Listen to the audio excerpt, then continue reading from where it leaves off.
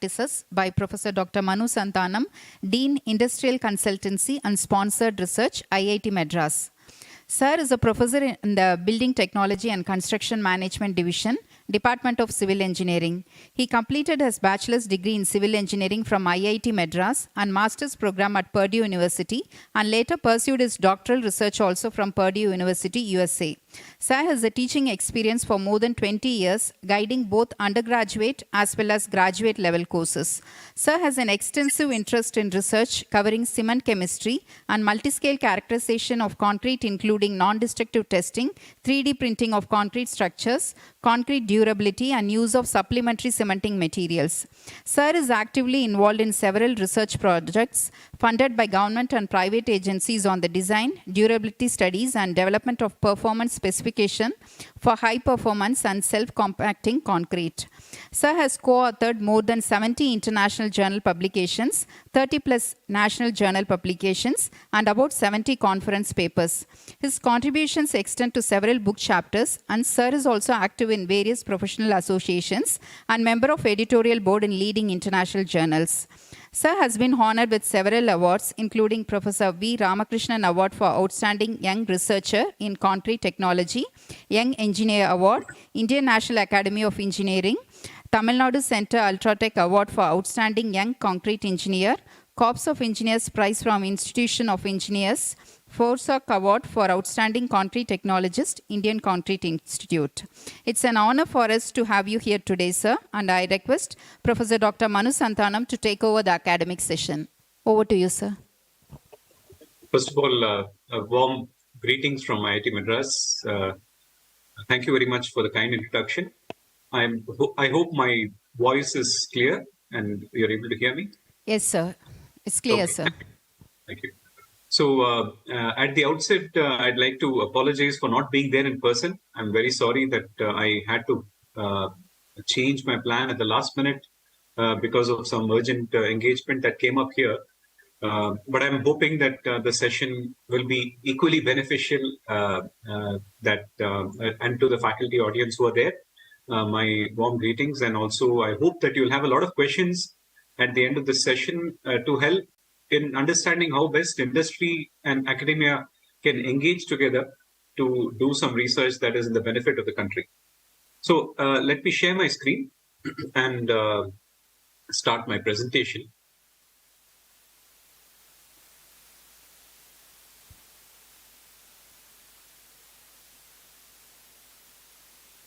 Okay, I hope my full screen is visible. Visible, sir. Okay, good. Thank you. Right. So in this session, I'll talk about industry practices, primarily giving an emphasis on how IIT Madras engages with the industry and how faculty members can benefit in a large way with industry interactions. So that's my focus. I would be happy to, of course, answer any questions arising from this presentation. But primarily from the outset, I'd like to say that it's presented from the viewpoint of the institute. So definitely individual faculty members will also have a slightly different way of looking at how industry practices need to be undertaken. I'll be happy to answer from that perspective also. But here, as I said earlier, I'm representing the views of the institute. Now, in the beginning, I'd like to at least give some sort of a background as to why research and development, is very important from the R&D activity, both for sponsored research and for industry, is very important from the viewpoint of a faculty member, because I know that participants here are in a refresher program for faculty members. So in terms of funded research, we all know very well that funded research, mainly sponsored through government and other agencies, helps us to be motivated to explore new areas and further our scientific ambitions. So obviously, once we complete our PhD, we have some sort of a roadmap ahead for us as to how we want to pursue our research. And that is something that gets clearer when we write our own proposals and submit them to funding agencies for external funding. It's a very important part of a faculty member's development to be able to write proposals and to get funded for the same. Now, of course, in terms of rates of rejection, they're going to be very high because obviously a lot of faculty members are competing in a very small pool of proposals that can be funded through government and other sources.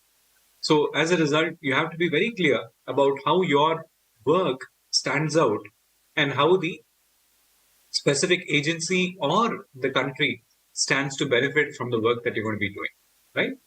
Now, it's not always that you're going to be able to pinpoint the clear benefits of research to the industry in the immediate future. A lot of times, research is done in such a way that it may have long-term implications rather than something very short-term. Nevertheless, it's very important to undertake research. It keeps faculty members motivated and keeps up their morale.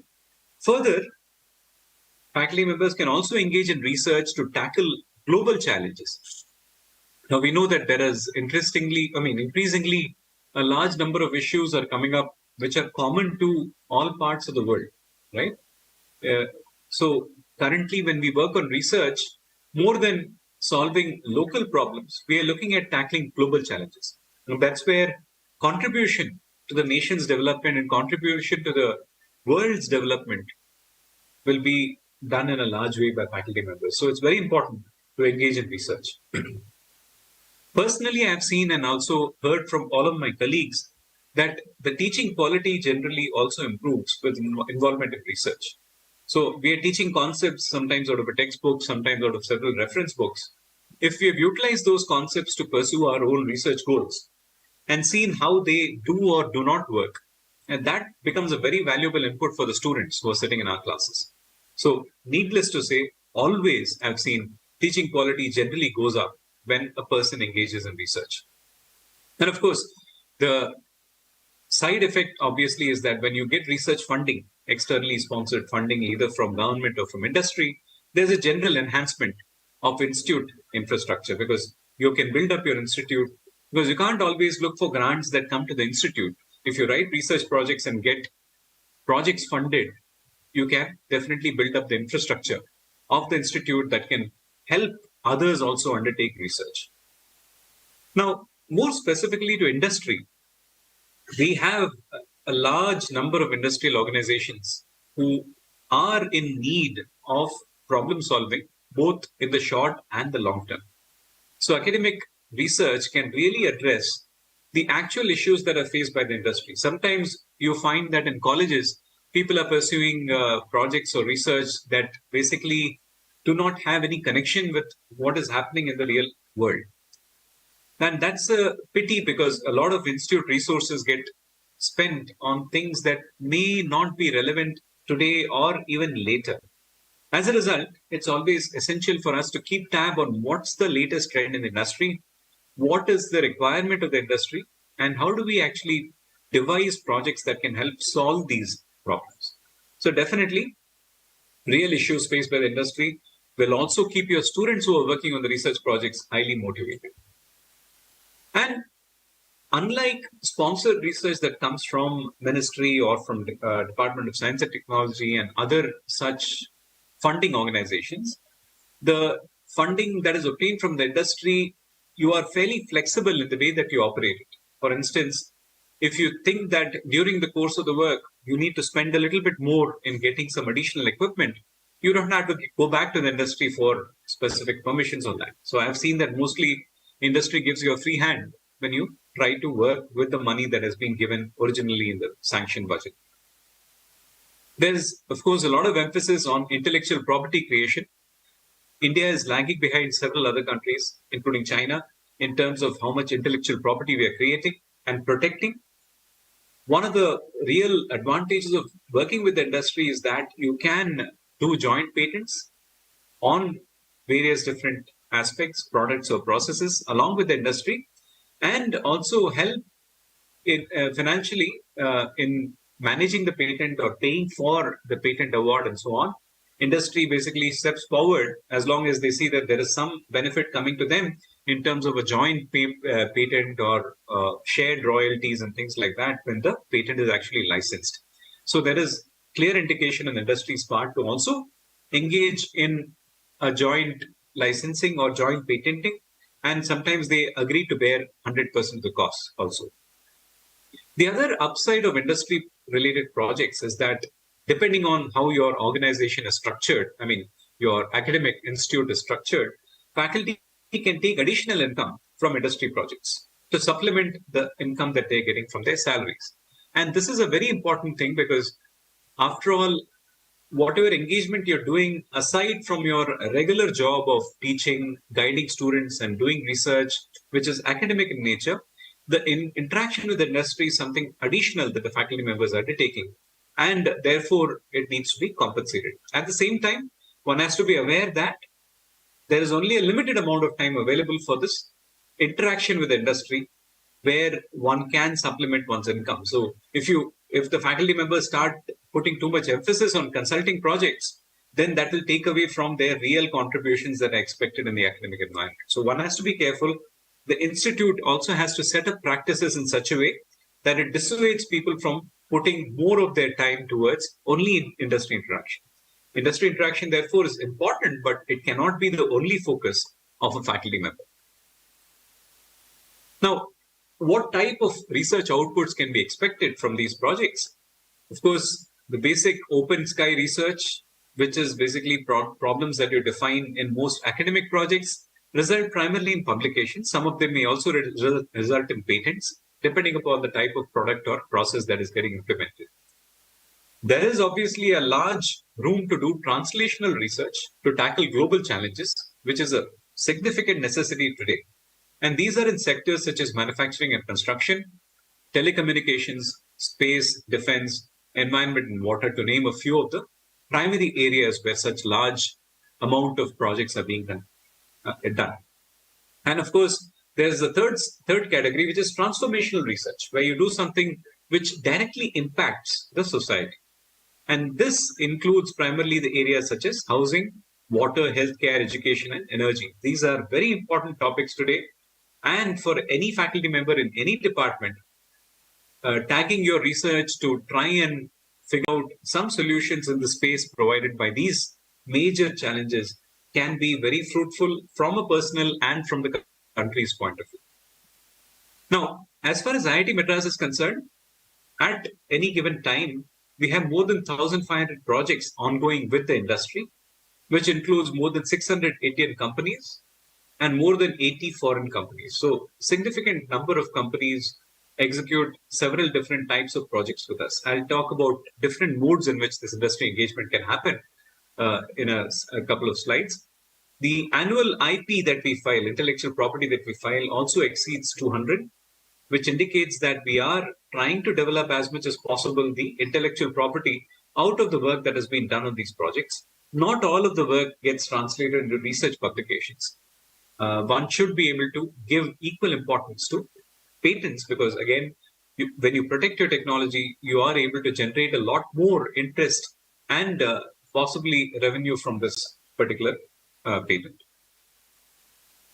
Now, in IIT Madras, there are different modes of engagement with industry. One is what we call as industrial consultancy or institutional consultancy. So, for instance, when industry comes to us for a particular problem to be solved, let's say they are facing a problem in their process or they want to search for a particular application for their product. In such a case, we use our available expertise and provide them that solution with some minimal work being done in our laboratories. So here, the work basically is of a kind where the faculty member has almost complete knowledge of the work that is going to be executed. So there is no new knowledge or new IP that is being created in this case. So all the IP basically rests with the industry. Then we have research-based industrial projects, which are in domains where the faculty members of the institute also want to work to develop a little bit better understanding about the product or process or the technology. In such a case, we collaborate with the industry in a project that is contributed to from both sides. The industry also contributes, the institute also contributes, resulting in a joint development with the possibility of coming up with a joint intellectual property or a patent.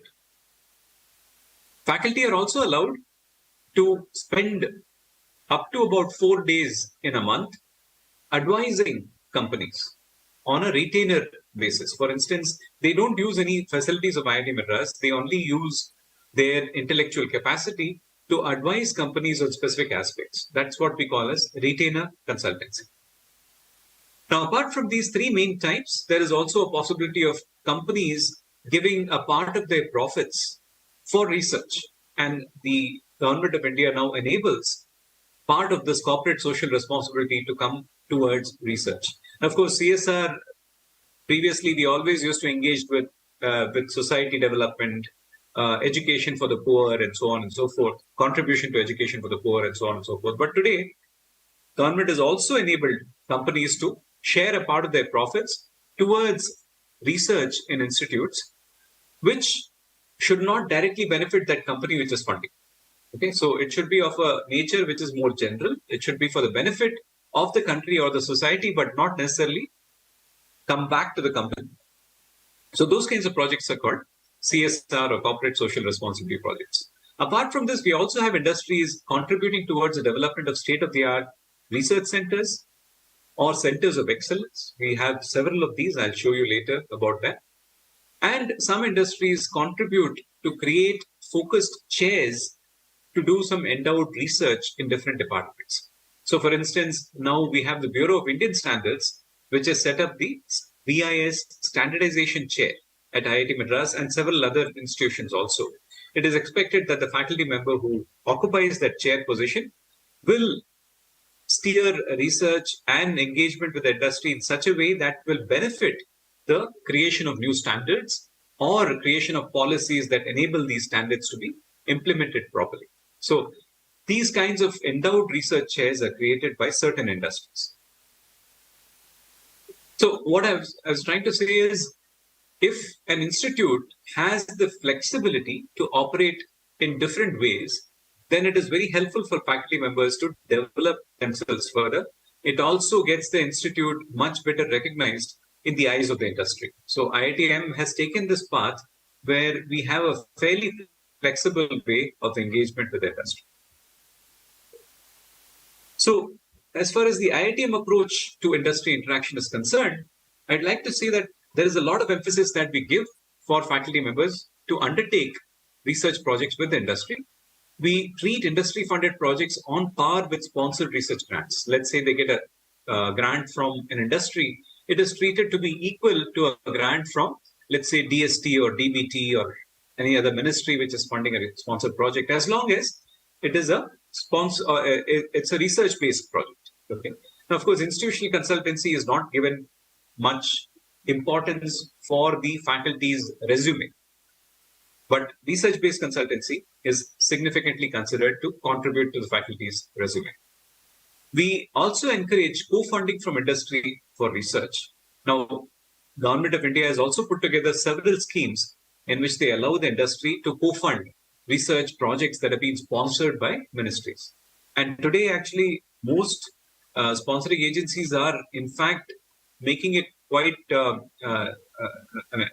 usual or imperative for the proposer to actually have an industry partner also. The institute also provides leave for working on industry engagements. As I said, up to 4 days a month can be taken towards industry engagement. And that's a big boon for most faculty members because they get time apart from their regular leaves that they can take towards working on such assignments. We strongly discourage routine work like testing or proof checking because that is not something that our faculty need to do. That is something anybody can take up in a smaller design organization.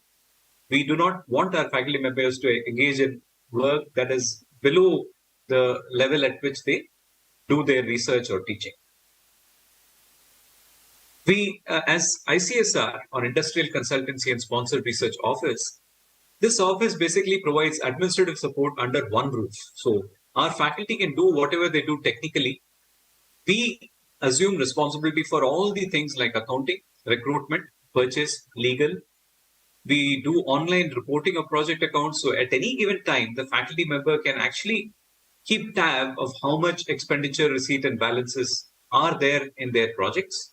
We don't want them to spend their time thinking about these things. They should be having all of those data at the click of a button. In fact, now they are also having it on their mobile phones. Okay? We have an internal legal cell that looks at the processing of agreements between our faculty innovators and members from the industry. Usually, there's obviously a lot of discussion that goes on between our legal cell and the legal cell of the respective industry to draw out an agreement that is properly done, which is of a win-win type for both sides, right? So faculty members don't have to spend their time thinking about, okay, how do I draft these sections and so on. We have specialists who are able to do that. And as I already said, intellectual property creation and monetization is one of our primary objectives. We have a full-fledged intellectual property management cell and a marketing team that helps in doing all of these things. I'll come back to this point a little bit later.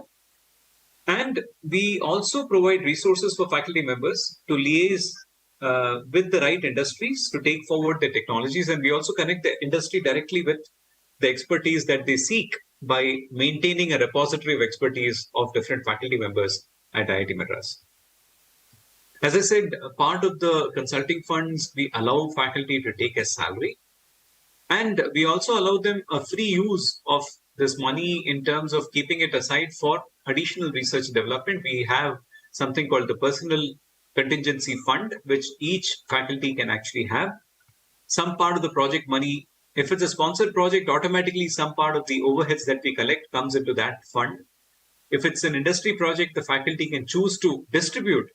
Apart from taking some money as salary, they can distribute some money into the personal contingency fund. That helps towards the faculty's research for a long term. It also helps the faculty support students who don't have any means to pay for their own research, for instance. And in our case, we are all the responsibility of actually engaging with the client rests with the faculty, and the client is also free to choose any faculty that they want to work with. There is no directive that says that, okay, the head of the department should decide or the dean should decide, nothing like that.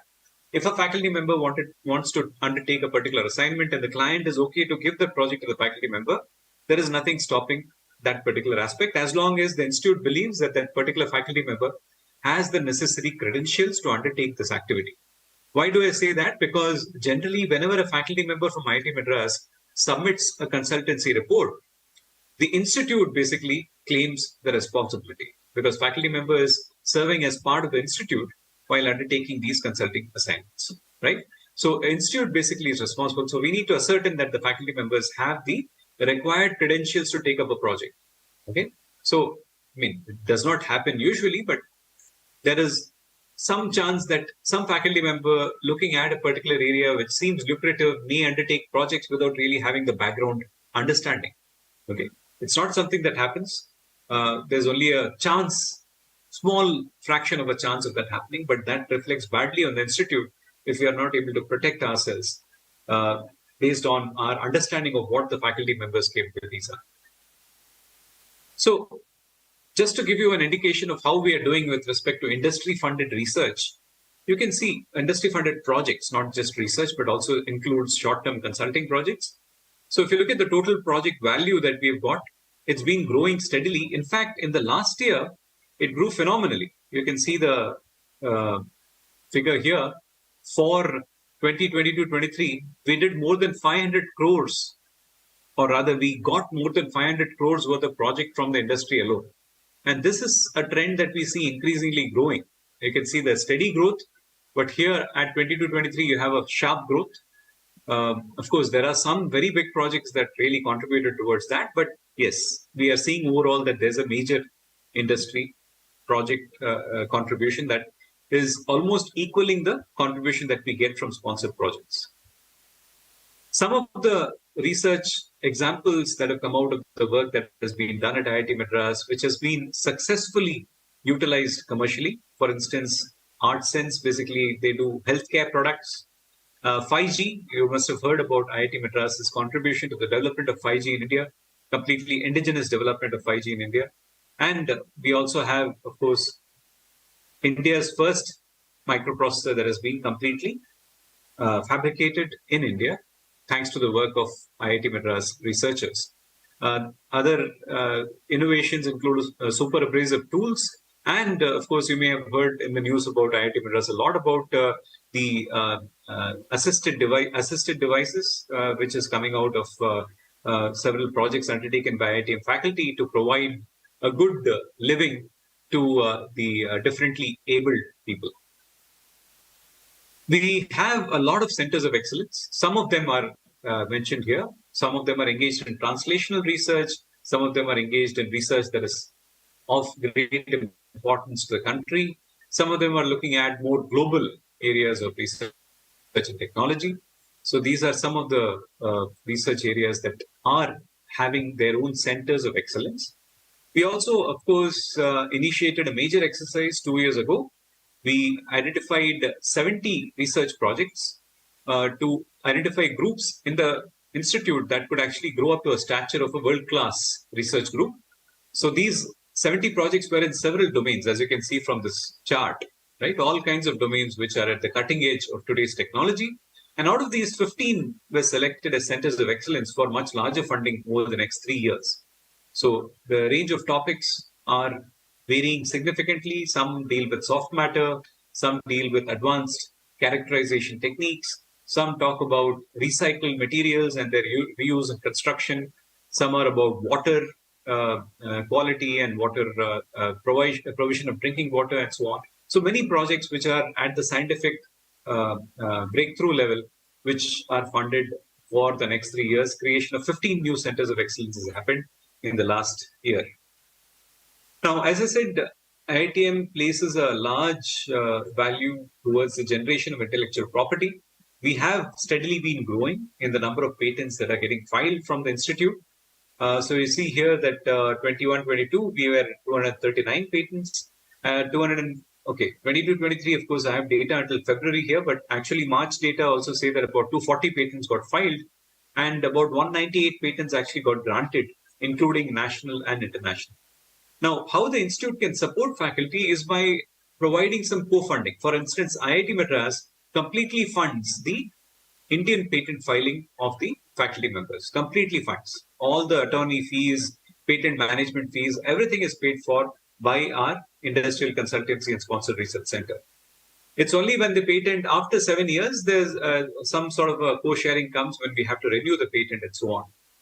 In terms of international patents, there's a co-sharing type of an agreement where faculty members, through their projects, not necessarily through their individual sources, put in about 30% of the money, and IIT Madras puts in 70%.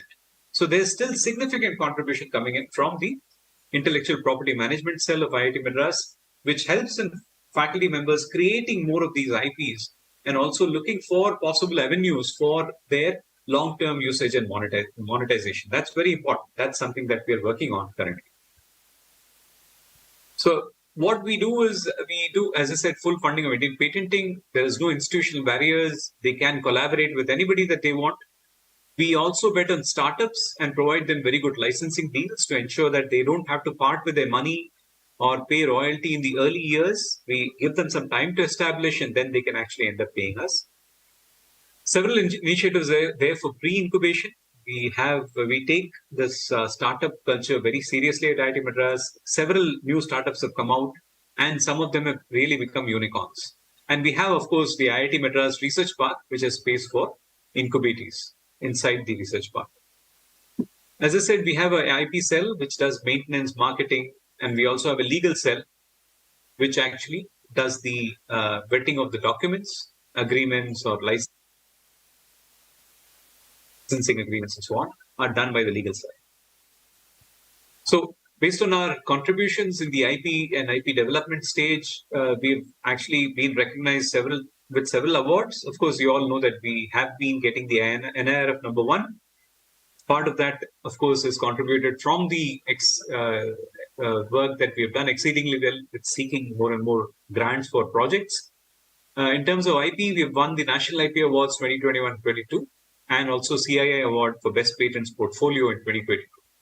So, as I said, we have a very well-developed IP cell.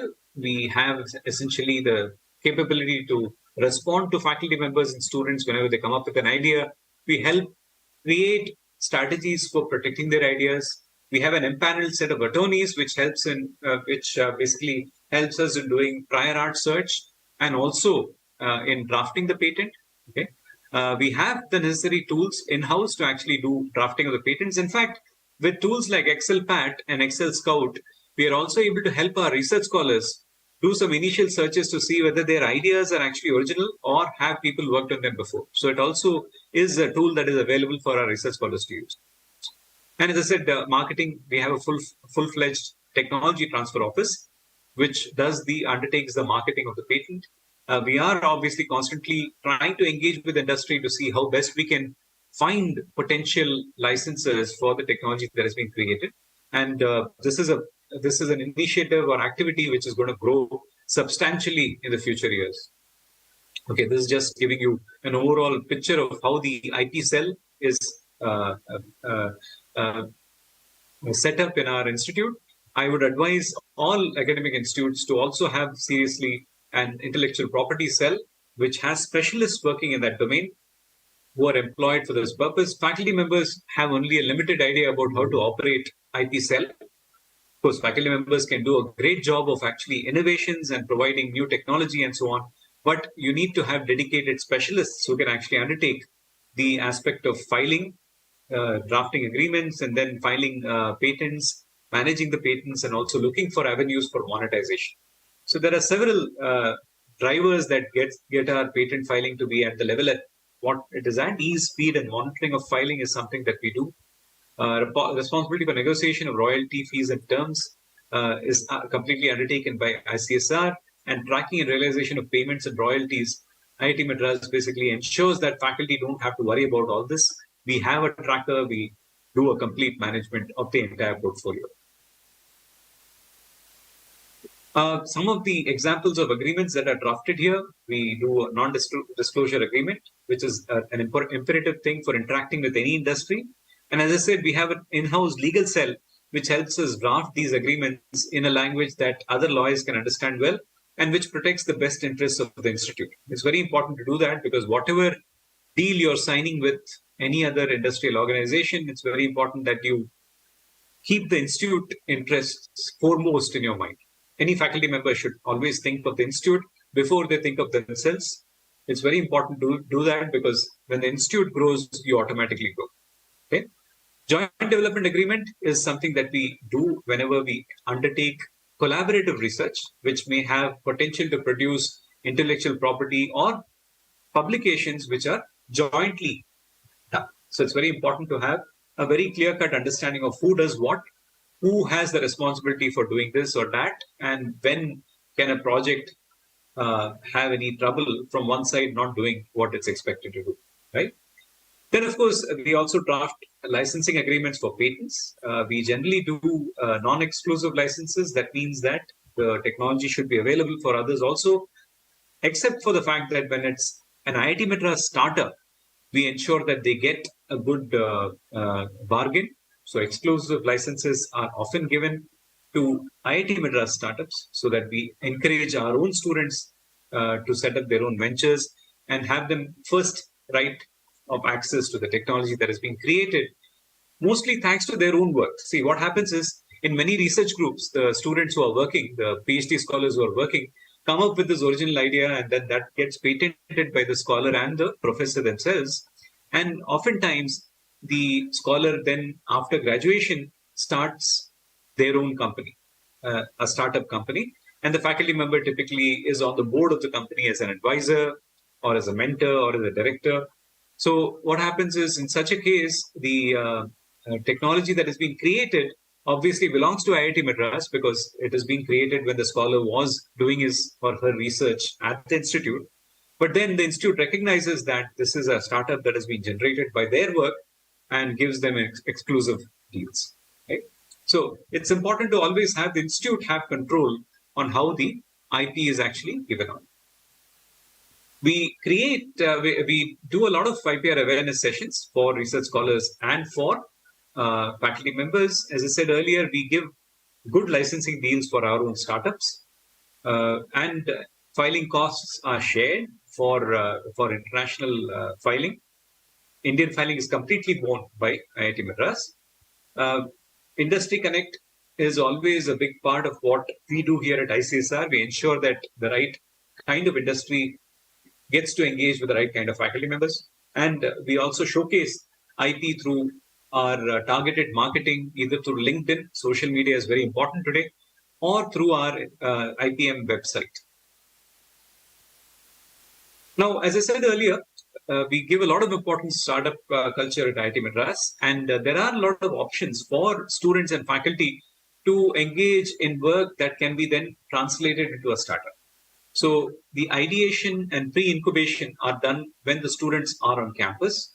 There are several organizations like the Center for Innovation, Nirman, the Gopalakrishnan Deshpande Center, the Entrepreneurship Cell, and the Innovation Ecosystem Project from ICNSR. All of these are basically ways that we help our students and scholars who are coming out with their own ideas for potential startups later. We basically help them partially monetarily and also provide space and places to work. For instance, Center for Innovation is a very unique center that has been created on our campus where students have absolute freedom to work on what they want. There are facilities provided, there are consumable materials provided. Students can create anything that they want. Very innovative ideas come out of these locations. And many of these actually get translated into ideas that can be generating new startups. And that's where many of our students have generated their ideas for startup companies. The next stage, obviously, is incubation.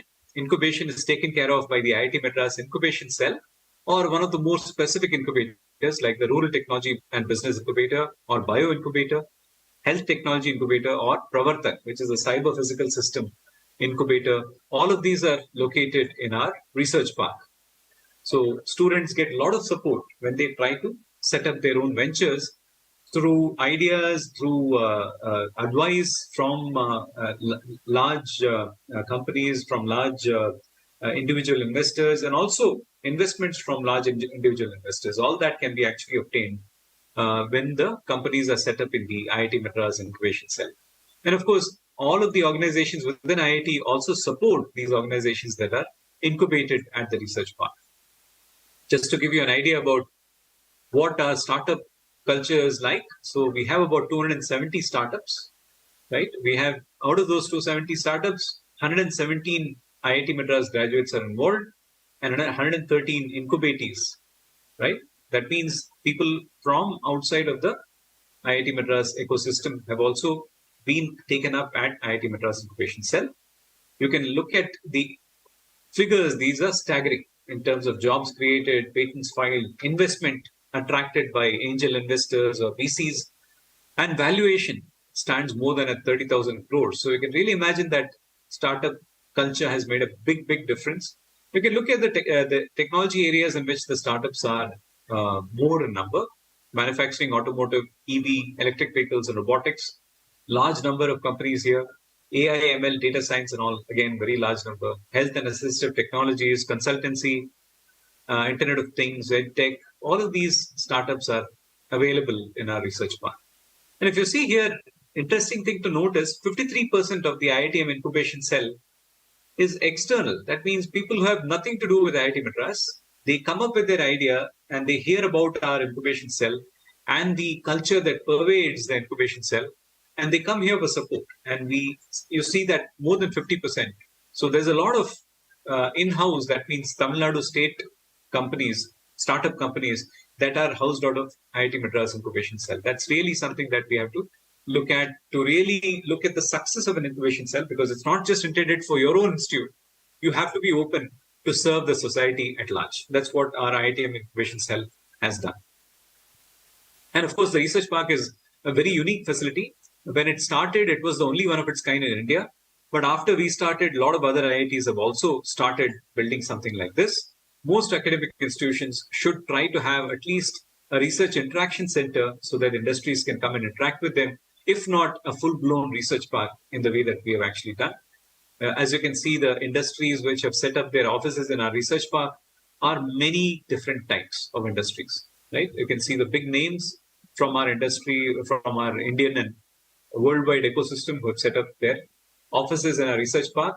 what it enables them to do is have a very close access with the faculty members at IIT Madras. So the more they engage in projects, in uh, uh, placements for our students, and so on and so forth, we give them points for engaging, and these points are then used up by these companies to justify their presence at research park, because they get paid. They can pay a low rental charge at the research park as compared to any other technology parks which have the same kind of facilities. So that way they are able to actually sustain themselves at a low cost, provided they are able to engage well with IIT Madras faculty and students. Okay, so they do a lot of work with us, and we are looking for more and more companies to grow in this domain. Again, I'm just presenting all of these as examples that come out from IIT Madras. I realize that many institutions may not have the resources or the bandwidth that IIT Madras does. But a small beginning is all it takes, because 15, 20 years ago, IIT Madras also was not at a level where it could compete internationally. We had a lot of development that needed to be done. And I believe that today we are at a stage where, even though world rankings may not have a big meaning for us, but I would say that certainly in terms of engineering capability, IIT Madras research and its ability to solve problems for the industry is easily within the top 10% of institutes in the world. That's what my estimate would be. Top, maybe even top 5%. So, yeah, that's what I wanted to say in this talk. I'm happy to engage in any questions, because I know that it's much better to engage in a two-way discussion than one person talking. There are various, obviously, social media platforms where IIT Madras is available, and we are approachable through any of these platforms, or a direct email to IIT Madras also would suffice in case you want to connect with us for anything. Okay, so I'll stop my presentation at that point, and I am open to any questions that you may want to ask. Thank you very much, sir, for the informative session. I request the participants to clarify their doubts.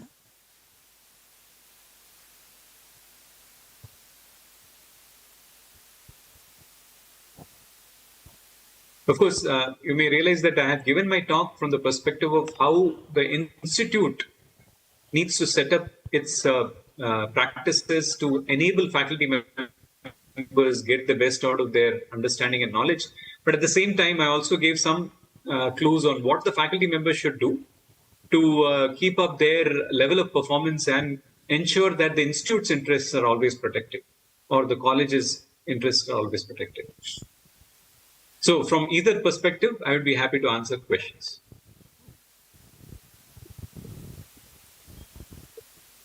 Thank you, sir, for your comprehensive presentation. We congratulate you for topping the charts in the NIRF ranking.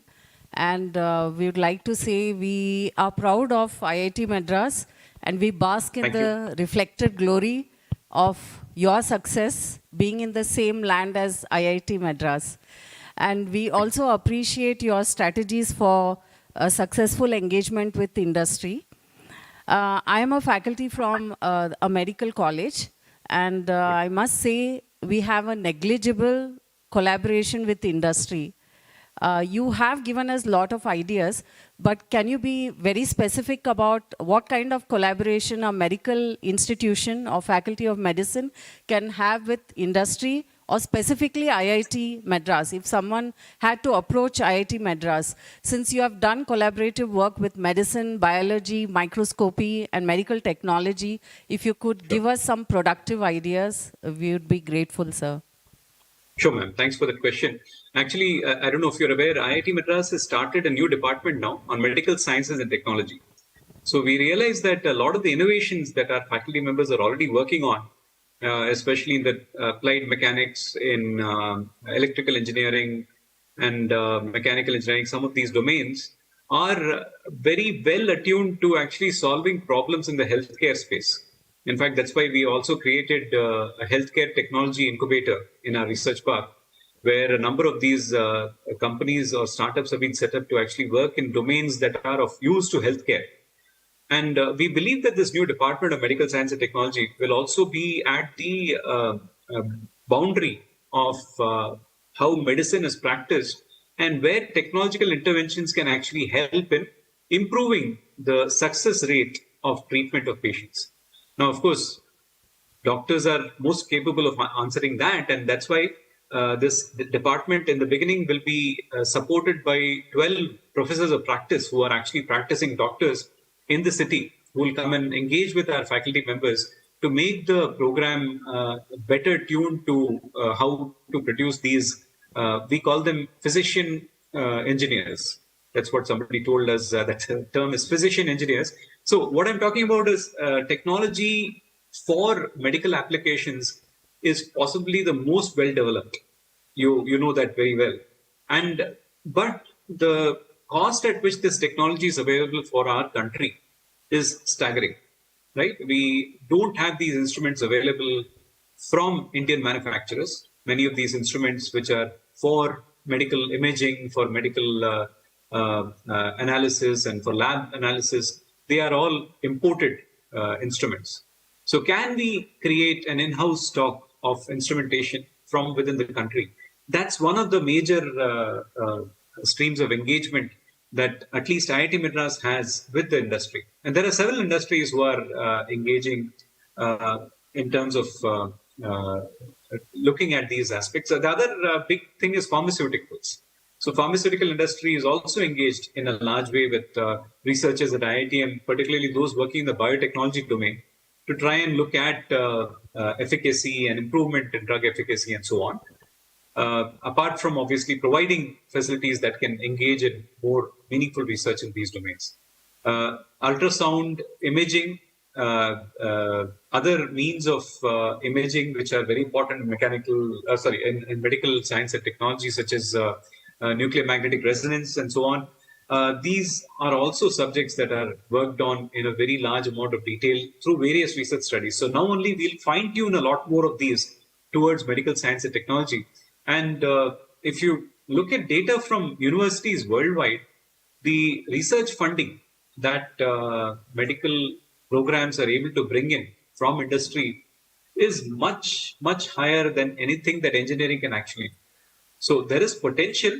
There is potential definitely in the way that treatment strategies can be improved for patients by looking at technological advancements, and engaging with industry can help from a medical school point of view.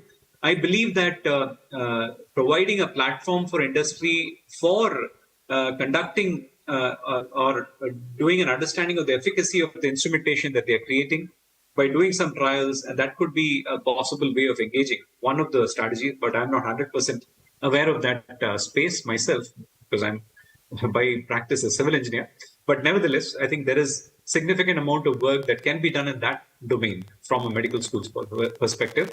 I'd be happy to, of course, connect you with our medical science and technology department, who can give you more insights into how well healthcare related research and engagement with industry can be taken forward. Thank you for sharing. Yes, one thing I would like to add is healthcare is one domain in which industry is also willing to give CSR type of donations, corporate social responsibility donations, because this is directly linked to welfare of people. So CSR definitely allows this. And if you can engage with the right people, the right funding agencies, or the right institutional investors, they will be able to fund. For instance, a lot of the work on these assisted devices, like the motorized wheelchairs that I showed you in a picture, is funded through corporate social responsibility projects. Thank you, sir, for sharing your ideas. Welcome. And we'll take up your offer of getting us connected. Please connect with me. I'll connect you with the right people. Sure. Thank you, sir. Thank you. Sir, this is Dr. Rajan Samwell, the Deputy Director of Academics. Yes, sir. Thank you very much, sir, for the wonderful presentation. So even 15 days before, our university has entered an MOU with IIT Hyderabad. So we are looking forward, and I think we are in the move to have an MOU with IIT Madras. And, sure. I have a question, sir. Like probably, like if you can tell us how to involve in industry designed courses and industry offered courses. So what is the strategy you follow to include these type of courses into the curriculum? Okay, that's a good question. For many years, of course, we have had courses that we have undertaken at IIT Madras, which are called user-oriented programs. One example I'll give you is in my own department. It's called the user-oriented program on construction technology and management that we've been running since 1998 for Larsen and Toubro, L&T. And this involves training a set of engineers from L&T. Of course, some of these engineers are people already working at L&T, and some of them are selected through an independent exam. Freshers from college who are selected through an independent exam and employed by L&T. So these are engaged in a 2-year MTech program in construction technology and management. So where we train their engineers from the perspective of them coming back to the company as project managers. So for instance, there are electrical engineers, civil engineers, and mechanical engineers who are all trained, first of all, in some of their core subjects, developed further, but most emphasis is on construction management. How can they become project managers and manage the activities on the construction sites, on very large construction programs? So that's one of the examples which has been running successfully, as I said, since 1998. It's probably the most successful industry academia program in any part of our country, I think. The other strategy which has become very good for us now, thanks to COVID. I mean, it may sound surprising that I'm thanking COVID, but one thing COVID has done is it's opened our eyes as to what online engagements can actually do. Of course, I'm also giving my talk online here, but we run these web-enabled MTech programs for various industries. So, for instance, in our Department of Mechanical Engineering, Aerospace Engineering, Computer Science, we are running MTech programs which are fine-tuned for specific industries. Now, very often, people from industries are unable to take higher education programs at institutes because they cannot get a long leave from their companies. So you need to set up, thanks to the online platform, now you can set up classes in the evening. For instance, in these web-based and web-enabled MTech programs, our classes start at 4:30 in the evening. So industries don't have a problem asking their employees to actually enroll in such programs. So the evening classes help them to actually keep working in the regular hours in the morning and also supplement that with additional study and getting an additional diploma at the end. So web-enabled MTech has been an eye-opener for us because it also generates a lot of income for the institute, because industries are welcoming this idea in a large way. Industry-specific programs can be created in such a manner today. Full-time programs today are not going to be working because unless, of course, your industry is picking up several engineers like our Larsen and Toubro L&T program. If they pick up engineers right after college, then that's a different strategy. But if they want a program to be created for them specifically for people who are already working, that can only be done through a web-enabled program.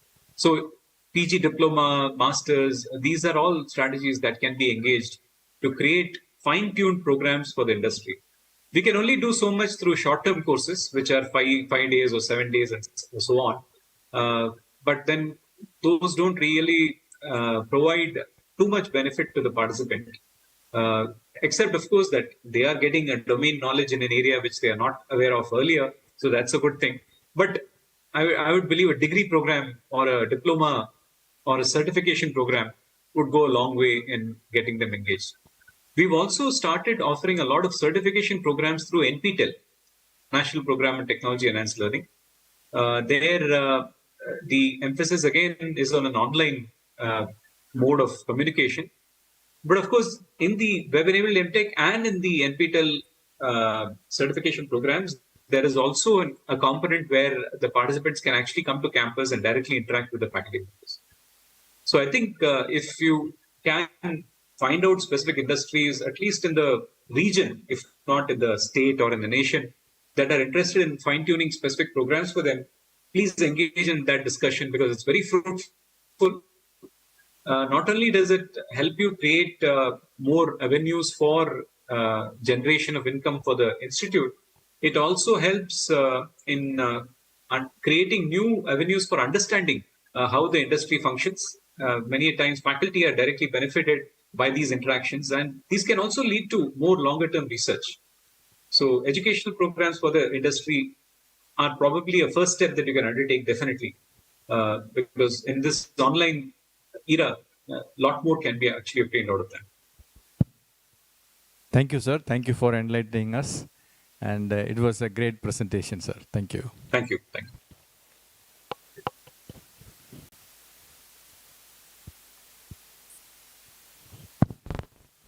Thank you for the presentation, sir. Sure. Before going on to the next session, I request the participants to switch on the Wi-Fi by Vmrfdu. We'll be having a hands-on training using our mobile phones.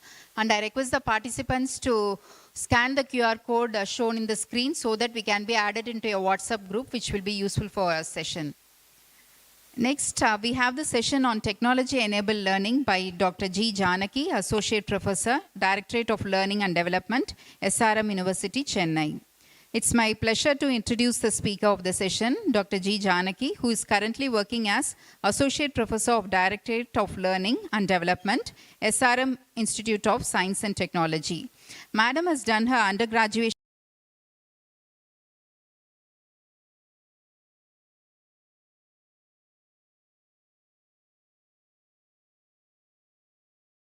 expert in outcome-based education, technology-enabled learning, learner-centric teaching, renewable energy resources, machine learning, etc. Madam has published a book titled Power Electronics and Drives and published over 25 articles in reputed national and international journals. Madam has guided over 4 PhD scholars and received around 2.5 lakhs as research grant. Madam has also organized several workshops, more than 25 in number, and faculty trainings at different places. We are eager to learn from you today, ma'am, and I request the Deputy Director Academics, Professor Dr. A. Rajan Samal, to honor the speaker, Dr. G. Janaki.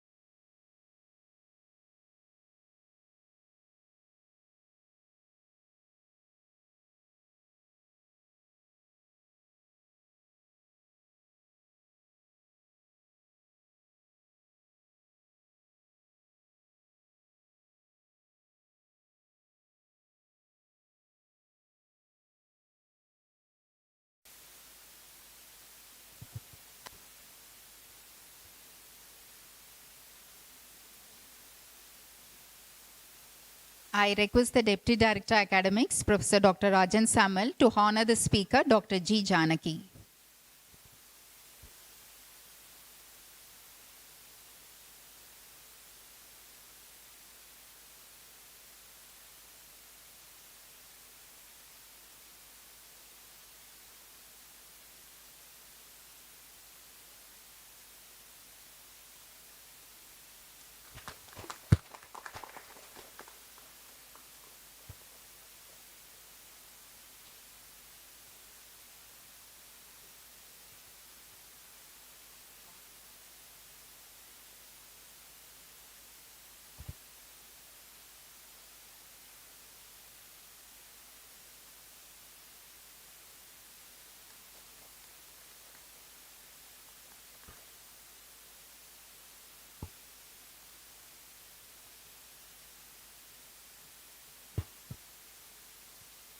Thank you, sir. Thank you, ma'am. The stage is all yours, ma'am.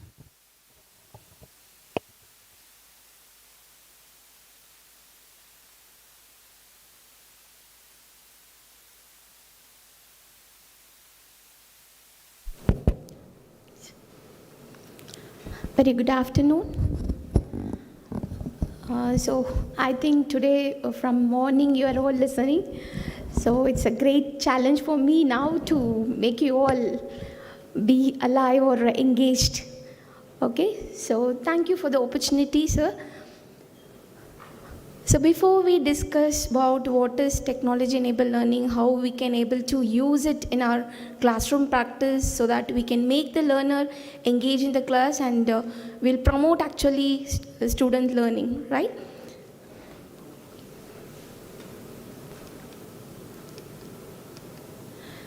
So getting connected with everyone, it's very important for any activity. So let's all connect together. Can you all please scan this QR code to join the WhatsApp group?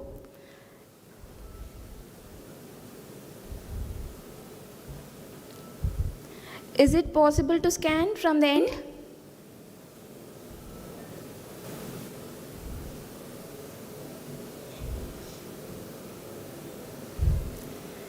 Because most of the time the teacher says the students are not listening, they're all engaging with their mobile phone. So as long as if you see the mobile as a disturbing thing, or if we are not using it properly for our teaching learning practice, it will be disturbing. So if you look that device as a learning device, then most of the problem will be solved.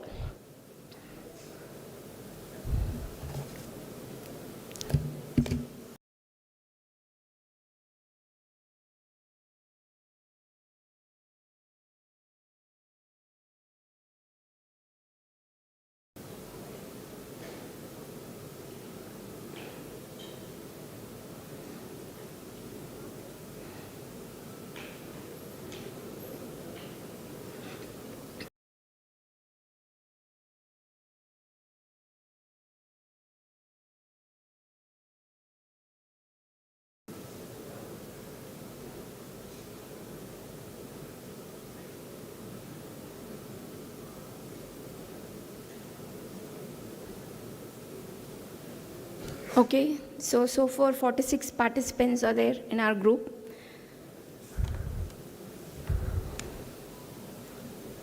Okay.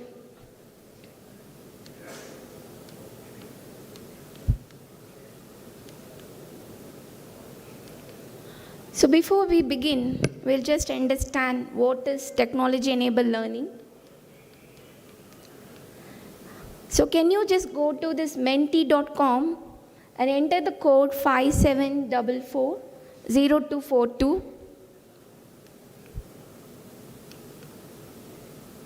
and share your thoughts on what is actually technology-enabled learning. Feel free to give your inputs.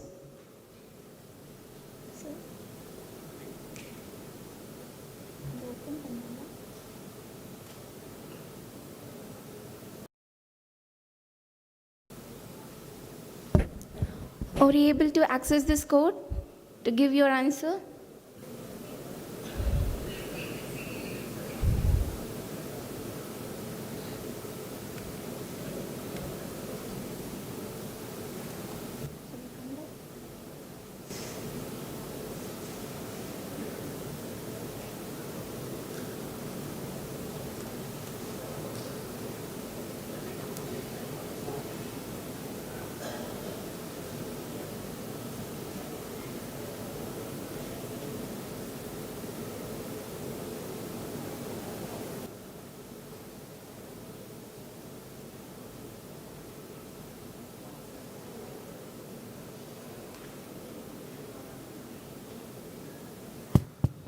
We request the participants to switch on the Vmrfdu Wi-Fi so that we can connect it soon.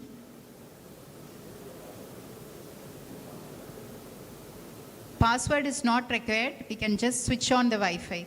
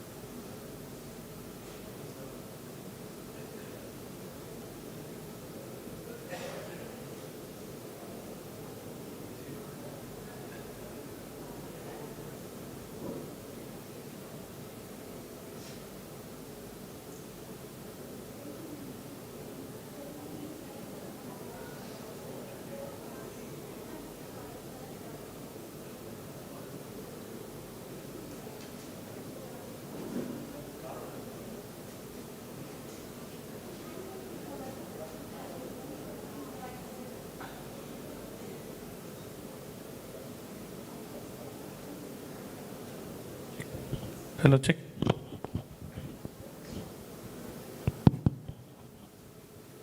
Okay. So are you able to access this?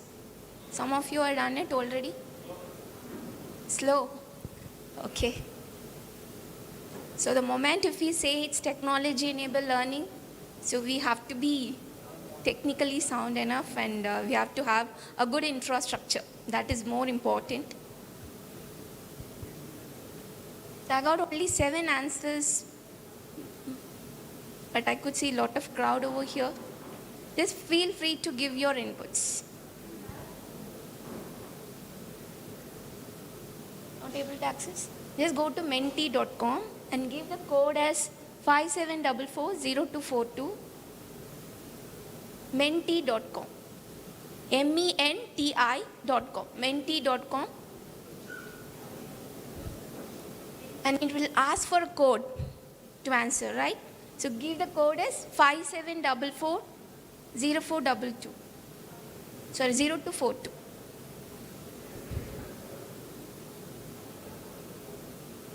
It was written over there, ma'am. Okay, fine, sir, sorry. Okay, fine.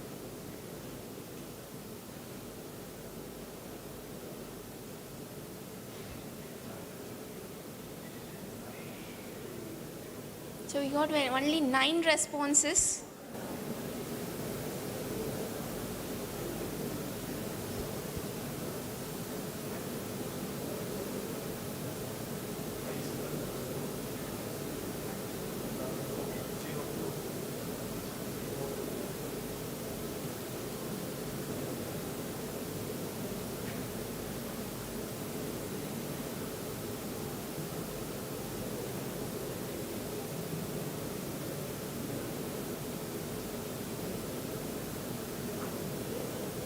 Okay, great. 15 responses.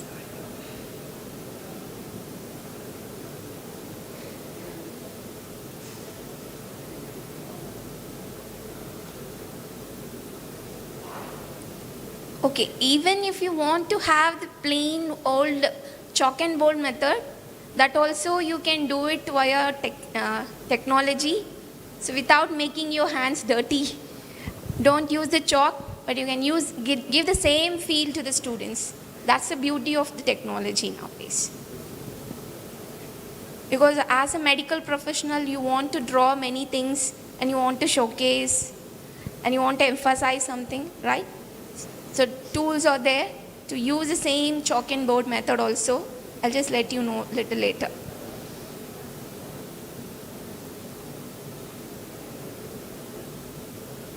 Okay, 25 responses, great.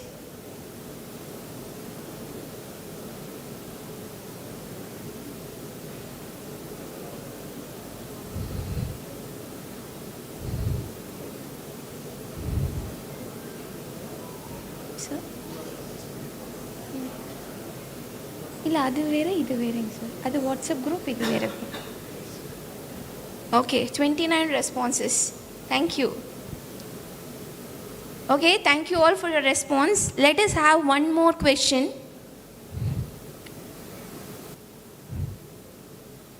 $32, fine.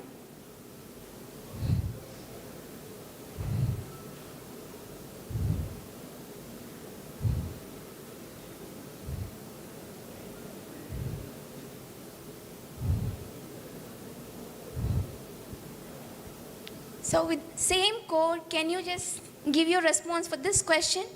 Why teachers need to improve their ICT skill?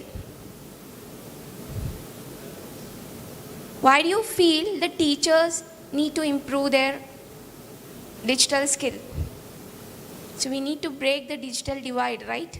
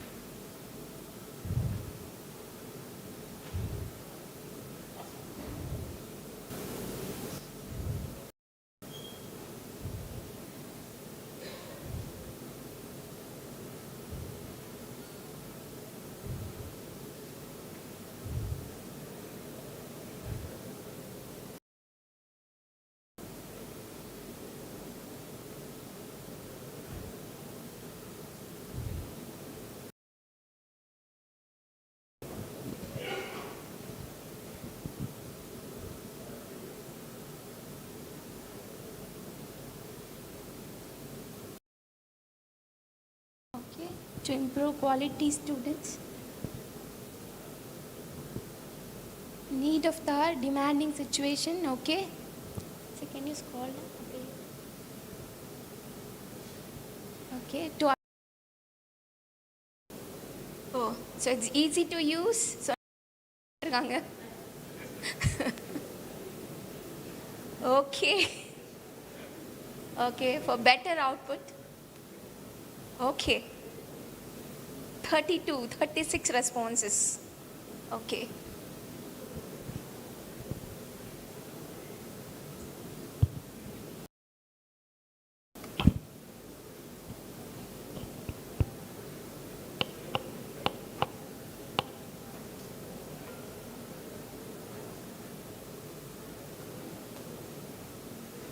Okay.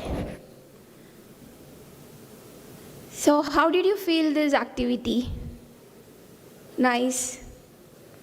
How can we use it in our classroom practice? So far, you are allowed to ask questions at the end of the session, but in the beginning of the session, I was posing a lot of questions to you, right?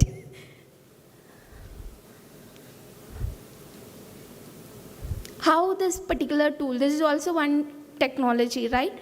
Mentimeter.com, right? So we can just log in with your Google Gmail ID and we can start doing presentations or we can do interactions, right? So in the class, if we interact, if we pose any questions, how many answers do we get? If it's without technology, totally if I'm asking any questions, you just think that if I could have asked the same questions to you without using the technology, what is technology-enabled learning, how many answers could I expect from this crowd? Hardly 1 or 2 or maximum 5 or 10, right? But if we want to promote learning, so we need to understand, we need to monitor every student's progress. So every student's response is equally. If we use this kind of tool, we may get okay, out of this crowd, at least 36 members have responded, right? So if it is in a small crowd of 30 or 50 students in our class, so probably always there will be a resistant among the learners. So we need to understand, probably for the first time, the response is only 15 or 25 or 30. If we keep on practicing it, and if the students feel that this interaction is very important, teacher cares for my learning, so automatically every individual in the class will respond to our question. So that is more important. And most of the time, if we ask them to give the answer orally, and it's human nature, because you're all medical people, I don't need to teach you psychology or how the human behaves, because they'll hesitate. If at all, if the answer is wrong, I may be treated something lower than the crowd who is sitting here, right? So that may be the mind block where the students are not answering the answer to the questions, right? So if we provide this kind of platform, and if you want to hide the answers, that is also possible. And if you want to reveal the answer, that is also possible. It's completely under presenter space. We can control. Initially, we can block the responses. And once every students are responded, maybe we can showcase and we can see whether everyone are thinking in the same way. If anybody is giving a other way of answer, then instead of just correcting their mistakes, we can start the whole class discussions from that point so that we can clarify most of the misconceptions. So nowadays, we want to shift from the teacher-centric mode to the learner-centric mode. Probably from morning, you might have heard about this point only, right? We need to have a great paradigm shift from teacher-centric to learner-centric. So if we want to promote the learner-centric approach, we have to make them interactive. We want to make them engage in the class. So for this kind of tools will be very much helpful. So let's go to the next thing. So as you all rightly pointed out, so technology-enabled learning, it's allowing the technology to focus on maximum access to the quality teaching and learning. by means of effective policies and innovative strategies. Okay, so innovation is not only in our doing some projects or something like that, even in our teaching and learning practices, we need to do an innovation, right? So we need to think out of box and how we can make them engage in the class, how we can attract them, that is more important, right?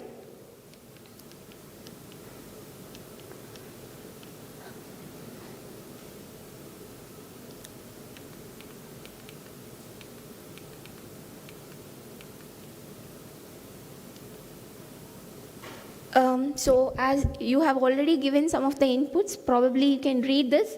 It expands the needs of ongoing professional development, because you all rightly pointed out, it's a need of the hour. We need to be updated, right?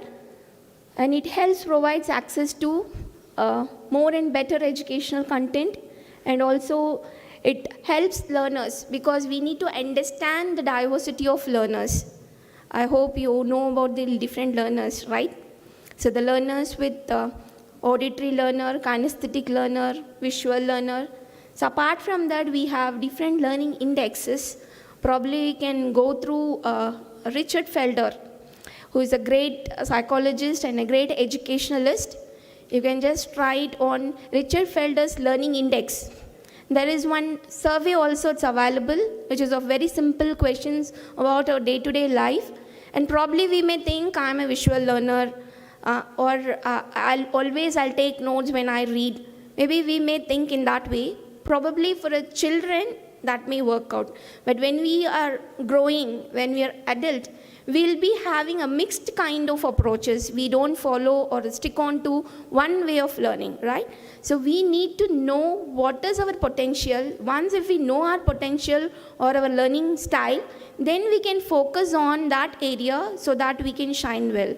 Similarly, before begin our lecture in the class, we may take or we may spend few minutes, maybe it will take hardly 10 to 15 minutes, but that 15 minutes will be very much helpful for you to engage the student and throughout the semester or throughout the year. So that 15 minutes of survey will give you a clear picture about learners' learning index. Once if we know the learning index, we can classify them, how much percentage of my class learner will be of auditory learner, how much student will be of kinesthetic learner. So accordingly, we can plan our teaching strategies. So knowing our learners' need, it's very, very important. So for that, this particular technology will be very much helpful. You don't need to create any questionnaire. The questionnaire will be readily available. Just share the link through the WhatsApp group, okay? And you can ask them to take up the survey. It will hardly take 10 minutes, and ask them to share the report. So it will generate a report and it will give you the clear picture, the areas where we need to concentrate. Okay, there's about systematic learner, global learner. There are different, almost around 8 different classification of learning indexes. So based on that, we can practice our classes. Okay.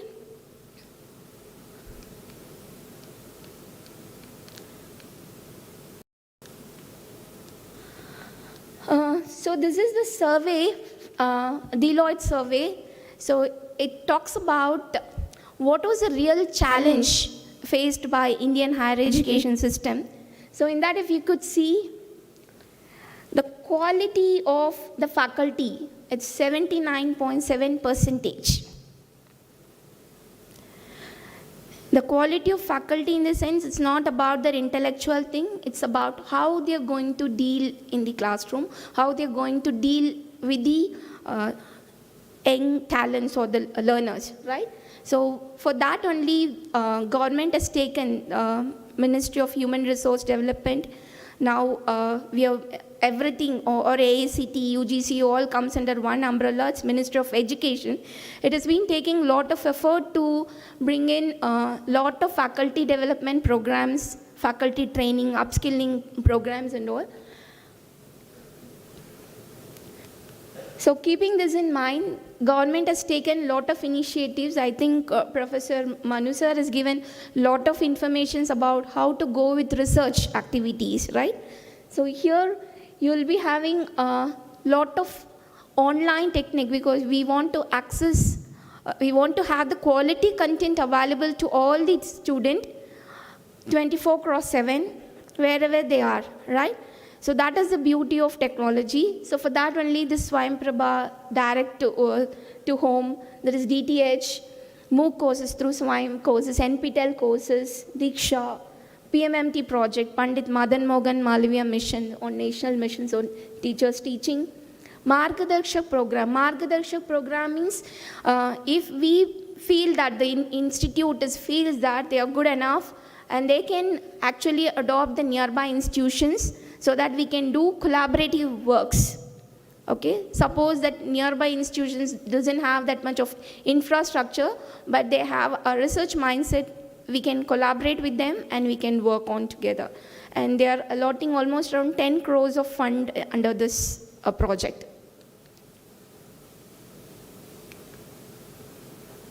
Okay.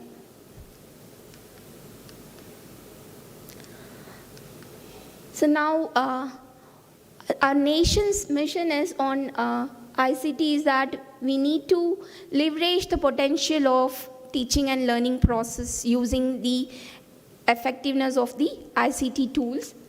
And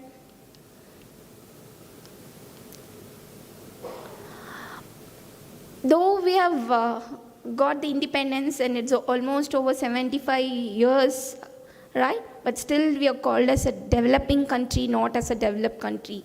The main reason is that the amount of graduate enrollment ratio, it's very, very low, because the school education that has become, up to school education students are coming, but when it comes to higher educations, most of them, they are not enrolling for higher education, right? So to overcome this only, the national educational policies is come into picture. And so here, they have made a 5-year plan of incorporating technology-enabled learning and including the multiple entry and multiple exit along with mixed mode, multiple modes. So multiple mode in the sense, so some of the time the students may not be able to come to the college. They may be going to earn some money due to their family situation and all. So for them also we have given a scope of distance education or virtual university. So have you heard about this term called virtual university? So no need of any classroom or any physical infrastructure is needed. So we can go ahead for some of the courses, we can go ahead with complete online mode also. Okay. So the mission has been approved in the year of 2009, February, and it's been in, January, and it's been in practice from Feb 2009 onwards.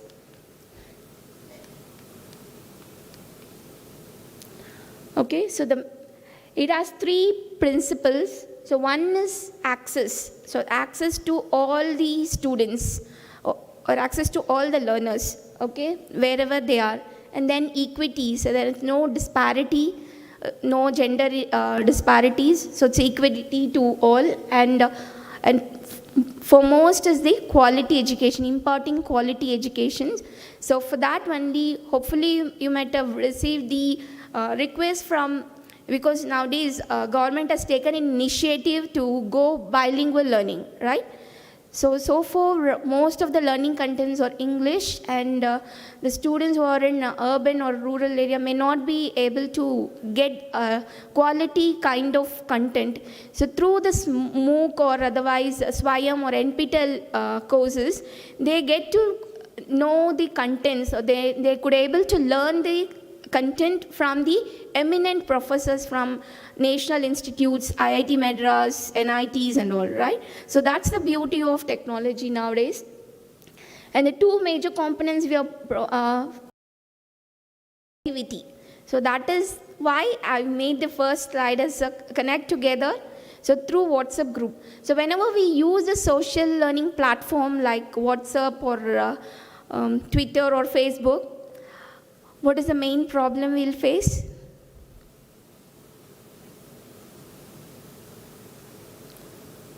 If we are having, I think almost after COVID, almost every teacher will be having the WhatsApp group for the class. Am I right? Okay. So what's the challenge? So you're already started using technology, right? But if you use this WhatsApp group and if you send any assignments or any learning material, at the same time they are receiving a message from their friend. Whose message he will watch first, or who the priority goes to, friend's message or the teacher's message? Obviously, friend's message, right? So that's why we insist, maximum we try to avoid the social media platform for learning, teaching and learning. So better to use a, what do you call? Customized platform for teaching and learning. What was that customized platform for teaching and learning? Probably you might have used during COVID. Shall I put one more Mentimeter question? Google Classroom, great madam. Okay, so Google Classroom. So we will use Google Classroom. So Google Classroom is not one, it's a learning management platform where we can connect teachers, co-teachers also possible, they can add, students, administrators can also take part, parents also can take part, right? So if it is for school education, parents also given that access to go through the contents, go through the announcements, the assignment task and everything. Since we are all dealing with higher education, so no need for parental access, but we can always go for this teacher, co-teachers, because if we have a teaching community, more 2 or 3 faculties are responsible for one course, they can always present and quality content to the learners. And also we can give, facilitate more, like a peer groups. We can convert as a peer group. I heard that you might have given lot of case studies, and for every group activity or team-based learning if you're planning, if 1 or 2 groups are getting doubts at a time, one teacher cannot help, right? So if we have multiple teachers, so if that facility is not available, always we can invite the research scholars or the PG students can be a part of co-teacher in our class, and they can give some inputs that will help the students to complete the task on time. Okay, so that is another idea for using the LMS in a right way. Okay, so building the technology-enabled culture, it's very, very important. So if you see here the roles of, because it's, as I mentioned the beginning of the session, so if you want to practice this technology-enabled learning, the infrastructure is very much important, right? So that infrastructure facility, the administrator will take care, right? So they need to provide a creative, conducive learning environment platform, and they need to provide all the sort of ICT infrastructure, like the basic thing is Wi-Fi connectivity, because some of the institute, whenever they come into the class, there will be a jammer, so there's no connectivity to internet, so we can't do anything, right? So that's why how we are going to use this mobile, whether we are going to look this device as just a mobile, or we are going to use or look this device as a learning device. So when we give the activity then and there, the students, they won't get distracted. They will focus on doing the task which is assigned by the teacher. So that is in hands of teacher, how they are planning their teaching learning activities. And if we use this kind of tool, this mobile device as a learning device, that will provoke self-directed learning. So that is what is the need of the hour. So far, maybe you might have heard the terminologies called pedagogy and andragogy, because pedagogy means child learning, andragogy means adult learning. So since we are all dealing with adults, so we may call that as an andragogy, but that is also, it's gone of the day. So now we are going to focus on cybergogy, hectagogy, okay, so cutagogy. So cutagogy, it's very important, that is nothing but self-determinist learning. So there is a saying, I think many of you here knows Tamil, right? So குதிரையை தண்ணி குடிக்க குளத்து கிட்ட வரைக்கும் கொண்டு போகலாம், குதிரை தண்ணி குடிக்கிறது குடிக்காமல் இருக்கிறது குதிரையோட இஷ்டம், right? So similar way, we can give any type of inputs everything, but at last the student decides. If he wants, he'll learn, otherwise he won't do, right? So that we all know. So how to make them learn, how to motivate them, that is very important. There stands the teacher's role, right? So as a teacher, we should not be like a preacher, we should be like a facilitator. So how best we could able to facilitate learning, so that we need to just think on, maybe you can take some time before you go to class. So obviously you will be learning so many years, you will be teaching the same content, so you're a very good sound knowledge in that particular topic. But we need to incorporate how we can make, the cake can be baked, it could be very tasty, but unless otherwise it is being decorated in a nice way, and if it is not appetizing, they won't go for it, right?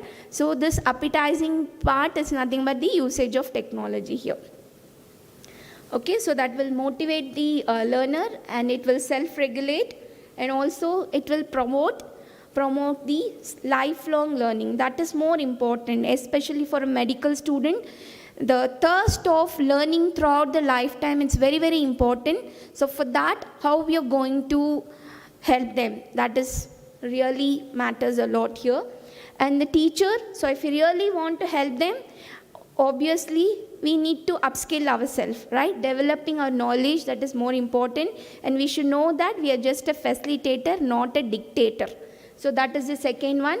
And create learning opportunities. So creating learning opportunity, here we need to keep in mind the learner diversity. So we have to give the opportunity to every single learner in our class. So for that, sometimes we may use like open-ended questions like this, using Mentimeter or not. Otherwise, you can do some mind mapping, or you can ask them to write some blogs before they actually go in for publications or projects writing. For academic writing skills, if you want to develop, you can always go for this. And no learner's need. So for knowing the learner's need, I said that Richards-Felder Learning Index will be very much helpful. And the teacher should be a reflective practitioner. What this word reflective means?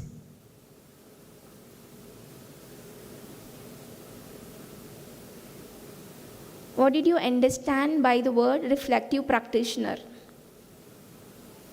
Clinical practitioner, theriyum madam, reflective practitioners, I don't know. Is it so? What is reflection? Metacognition?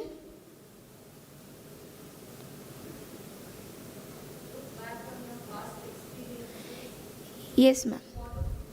Yeah. So generally metacognition means we'll say thinking about thinking. It's not just thinking about thinking, it's thinking about our thinking process. Because most of the time whatever the informations or whatever we are teaching in the class is just an information. Unless otherwise the student process those information, that will not convert as knowledge, right? If they start practicing this, and if the best practice is being followed for a long time, then the knowledge will become wisdom, right?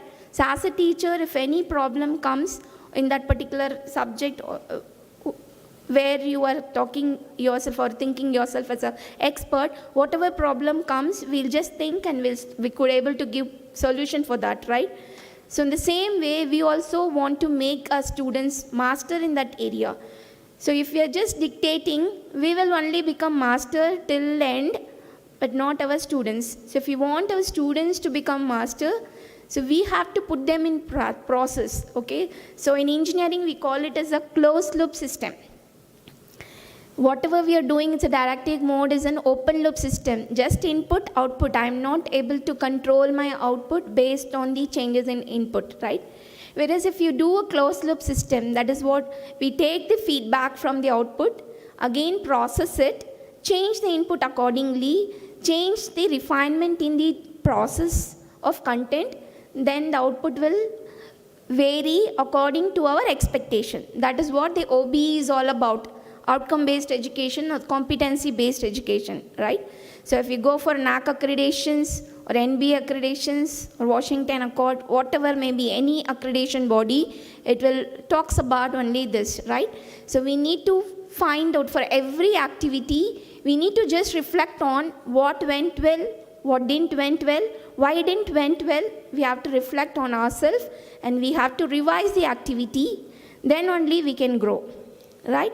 So in every class, we need to do a formative assessment and we need to do the reflective practice. Sometimes this formative assessments not necessarily be an exam or MCQ kind of questions. Even a small activity, if you're given for a teamwork, if they could able to do from this also we can analyze. That is also a kind of feedback for us, right?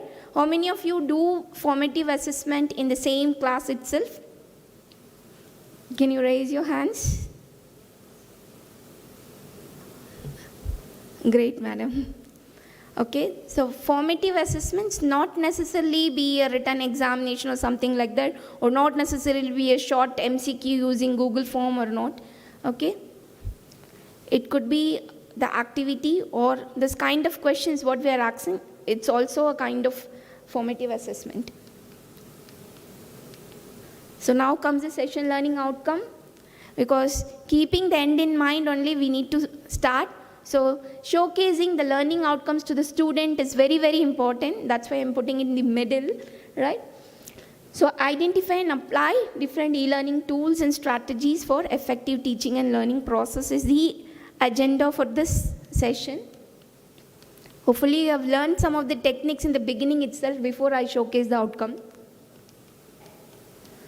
So there are different approaches, e-learning approaches. One, as I mentioned, learners should learn at their self-pace. So that is self-pace mode. Okay, for example, if you take any NPTEL course or MOOC or SWAYAM courses, all the learning materials or Great Learn, Future Learn courses and all the learning materials available. Do the facilitator available at all time? Facilitators available all time? No, right? So the contents are available. We can learn at our own pace. Okay, and there will be some time allotted for discussions, one-on-one discussions with the facilitator or the teacher or the host. That time, whatever doubts we have, we can ask. So whenever we learn, if any doubts comes in, unless otherwise the doubt is getting clarified, will it be possible for us to move further? No, right? So that is a real challenge in the online teaching. So how we can overcome this, or how can we address this particular issue? So there are tools available where we can use the technique of, after some content is being read by the student or viewed by the student, some videos, and we can pass it on. One question will be pop up related to the content. Unless otherwise the student will answer to the question, that will not move forward. And if the answer is wrong, the teacher can also input some of the feedbacks which is relevant to that, why that answer is wrong. Because as a teacher, we know or we can predict what may be the misconceptions from the student at then being a subject expert, and accordingly we can input the feedback. So once the student gives a wrong answer, this feedback will pop up and that will clarify the student's doubt, and from that moment onwards they can continue their learning, right? So this we can use it. I heard morning sessions, because when I entered there was a session going on and you asked some questions, flipped class, right ma'am? So in the flipped class, why the students are not active? Okay, probably in a group they are working, but individual responses are not up to the mark. The reason sir rightly pointed out that because the students are not come with preparations. How will we ensure the students are prepared, come with preparation? Is there any tool, do you know? There is one tool called ED Puzzle, right? So if you give a video, because rather than a book or a content or PPT, if you give animated video, that will be helpful for the students, right? They'll engage more by watching a video or animated videos. Or so the moment if you share YouTube video, what will happen? There are also online distractions, right? Ads will come. That may lead to some other way, right? So there are tools where we can use the same YouTube video. We can customize it at our own pace, tailor-made it. By means of adding, as I mentioned, we can add some of the questions You just go to ED puzzle in Google and you can find it out. So there we can download the YouTube link. There are TED Talks, Khan Academy videos, and YouTube videos, lot of videos you can download from there. That video you can just download it to your presentation. Just add wherever if you want to add some if you want to cut some of the portions that is not relevant, that is also we can do it. Add some questions in between, and you can also give feedback as I mentioned. And one beauty in this particular tool is, if we give the YouTube link, if the video is of 30 minutes, do you think the students will watch 30 minutes video? No, they'll skip, right? But if you post the same YouTube video via this ED puzzle link, there is one option called prevent skipping. So if you feel the data or the information given in the video, it's very important, vital information, they should not skip, then you can always enable the prevent skipping option so that the students cannot skip it, right?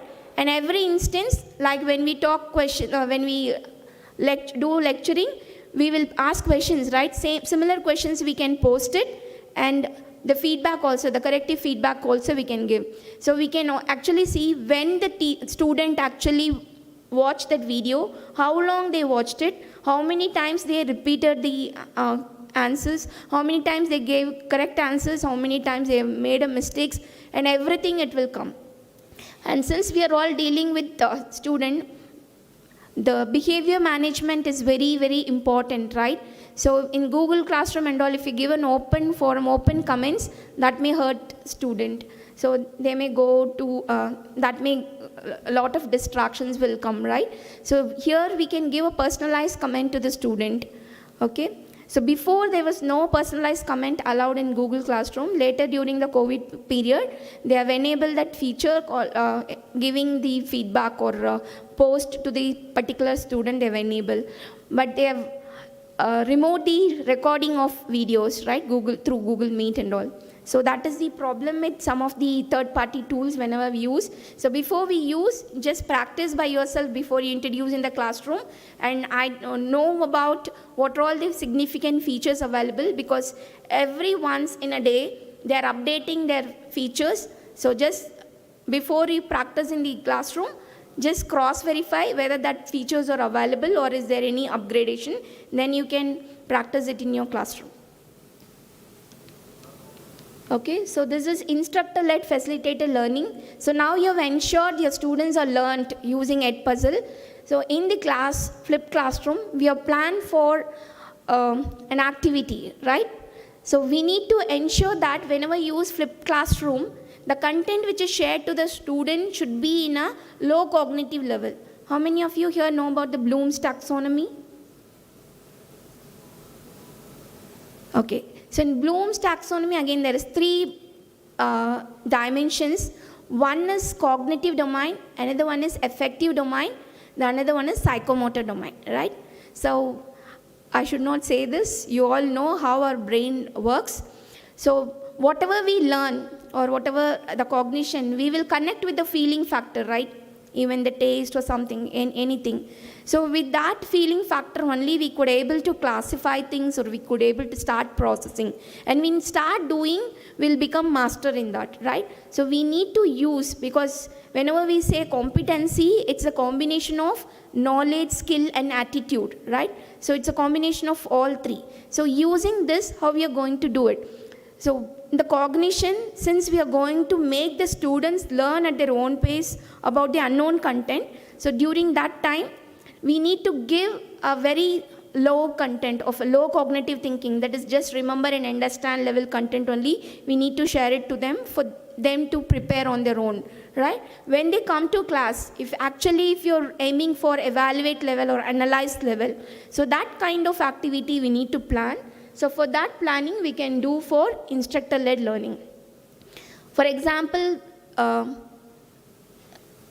in the flipped classroom, for example, we are going to for pathology, okay? Say suppose, so if you want to analyze the blood sample or something like that, there are certain virtual labs available.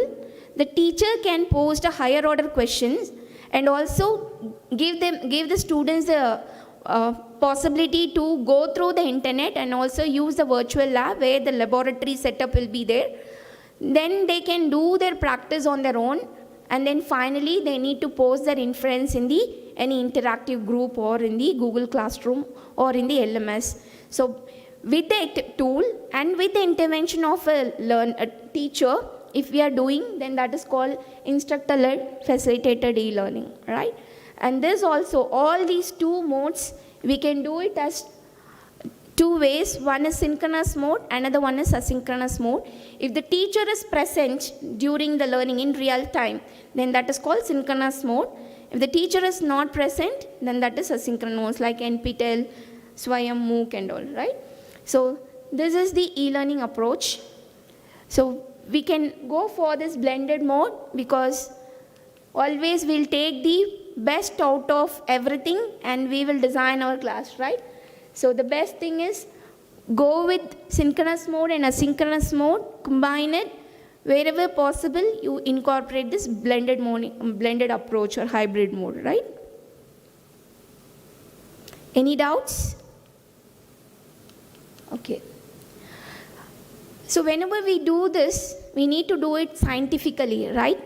So for doing this scientifically, we need to follow some of the frameworks. We call it as instructional frameworks.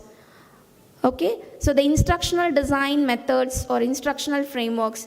So now there are a lot of instructional framework available, but I'll just give you the world's best practice methods for technology-enabled learning.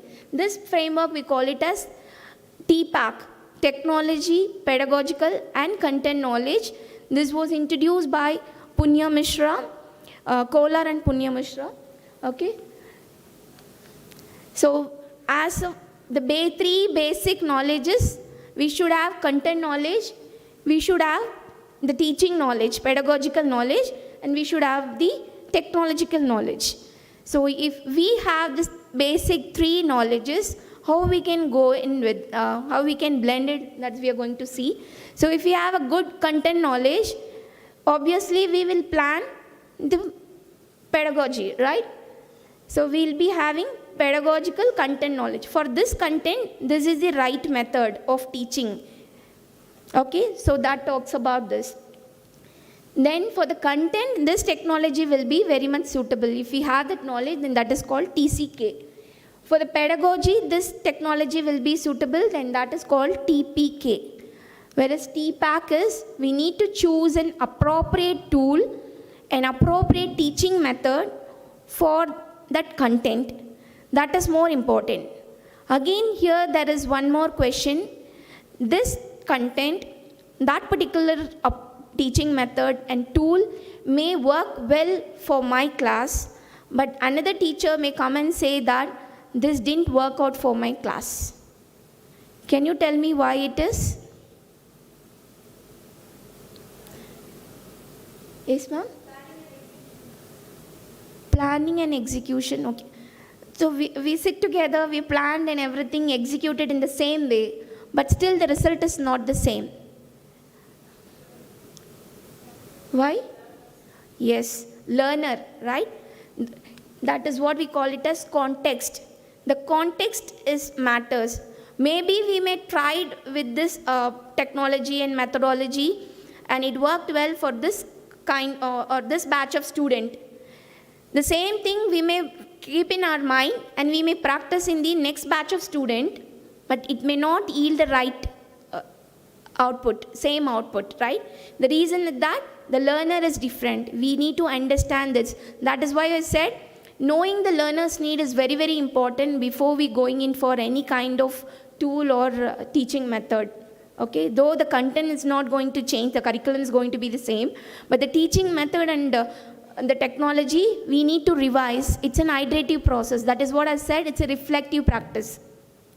So if that moment it's not working, we need to sit and reflect why this is not working. Because the learner set is different. Here, most of my learners are psychomotor domain, and they are not of audio visual or something like that. So for them, we need to put them in practice. Okay, so that is more important. So we need to know about the learner in the context, the environment, it's all matters. Okay, the next is the pick-crat model. Okay, so pick-crat model means most of the class, whenever we teach, the student will be in a passive mode, right? They are just receiving, like how we are right now. And if I ask questions, you started interacting, right? Sometimes I may ask you to create something. Maybe suddenly if I give a question, so how will you plan? Now then you know about different technologies, strategies. Can you, from morning you're learning about active learning strategy. 10 minutes, can you just plan your class? You can create your own class, right? So how I wanted to do, whether my student should be in a passive mode or interactive mode or creative mode, the teacher has to decide based on the content. And we can use the technology for 3 purposes. One is just replacement, another one is amplification, another one is transform. Transform, when it will happen? Because the previous session also, professor was addressing transformational research. It's all about the complete behavioral change. Okay, so that will come only after a long time of practice, good practice, right? So maybe we can replace, amplify, and later stage only we can go in for transform, that's of high cognitions. So how we actually want to move, that is what the color code says. Either I can first replace the technology, just replacement. What does mean by replacement? Instead of writing on the board or the PPT, right? What is there in the book? We are just replicating. We're just saving the time of writing the content. Okay, just showcasing.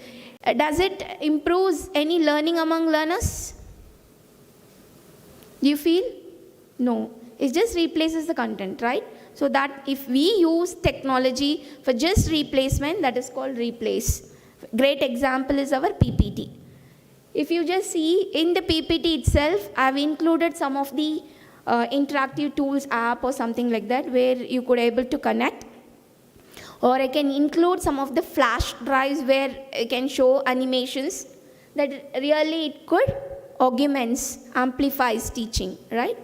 So if I ask the students to prepare your own content and present it using PPT, then that is the real transformation. They're using the same PowerPoint, but they're putting their own content, they're developing their presentations on their own way, right? Creating on their own way, creating themes. So that is transformation. So it's just an example of, I'm just taking the MS PowerPoint because all of you know about this, how we can use the same thing in replace, amplify, and transform, right? The next is how we can use it as an interactive. So instead of you all write it in the paper, if we asked you to give the Google Docs, so instead of notebook, you are just making a notes, or in the mobile phone, there's note app, right? Where you're just copying. It's just a replacement. That doesn't evolve or increase the, what do you call? The cognition level, right? So it's just, but they are interactive because through Google Docs, we could able to see what they are writing. And if we add some more activity, asking them to draw a graph or represent it in a pictorial way rather than writing, then that really amplifies, right? So like that, we need to decide on how we are going to use the technology, whether we are going to just replace the technology as how we use traditionally, or we are going to amplify the learning, or we are going to transform it. How we want to progress, whether initially it's passive replacement, then interactive with some amplification, and straight away attacking the creation and transformation. Okay, so like if you give clinical practice and they need to submit the report, okay, so then it is a straight attack, right? Passive replacement, interactive amplification, then they need to create and transform. At last, everyone wants to reach that create and transform. That is the highest goal. So how we are going to achieve it? So that is what this model will help us to plan. So this will help us to rightly find out which strategy will be work out and which tool will be very much helpful for planning our class. Okay? The next is the summer model. This is also similar to that. Substitution, augmentation. Substitution, it's similar to replace. Augmentation, similar to amplify over there. Modification and redefinition only comes in transformation. So we are just remodifying it, the well-defined problem. Then that is modification. If they are thinking out of box and creating a new innovations, then that is redefinitions. So how we are going to use it, that we are going to see. Okay, so we should not use the technology just for sake. It has to be pedagogically reliable. If we just use it, if it is not pedagogically reliable, then it's waste to use the technology. We need to think what is the real teaching method which will help you or help the students to learn better. That is more important. Okay, so the challenges faced. These are the challenges. Technical difficulties, unaware of course existence, because students should know about it, right? Announcements, that is more important. Time management, sometimes it may boring. So how to avoid that boringness? Don't use the same tool. There are so many alternatives for the same kind of tool. Go with that.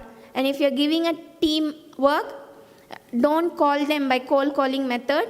Use a website called wheeldecide.com. Maybe you can make a note, wheeldecide.com.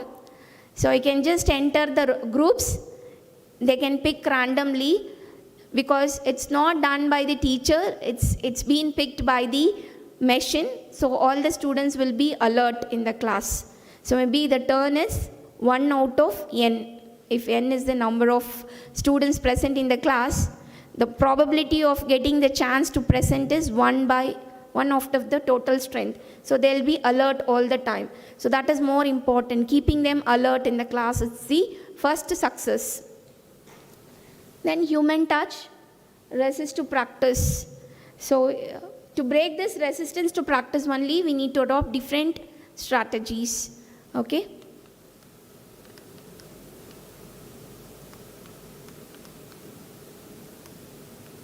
Next slide. Okay, so here now the tips. We can use appropriate authoring tool. What do you mean by authoring tool? I'll just give you a little later. Next slide, sir. Know your audience, that is more important. Next slide. I covered most of the points. So next. Okay, choose appropriate learning management system. So whenever you use third-party tools like Google Classroom, Moodle or something like that, so we need to ensure what all the features available. And if we want to have some specific features, we have to subscribe. So knowing everything, we need to use this LMS. Next, sir. Okay, keep your student engaged all the time.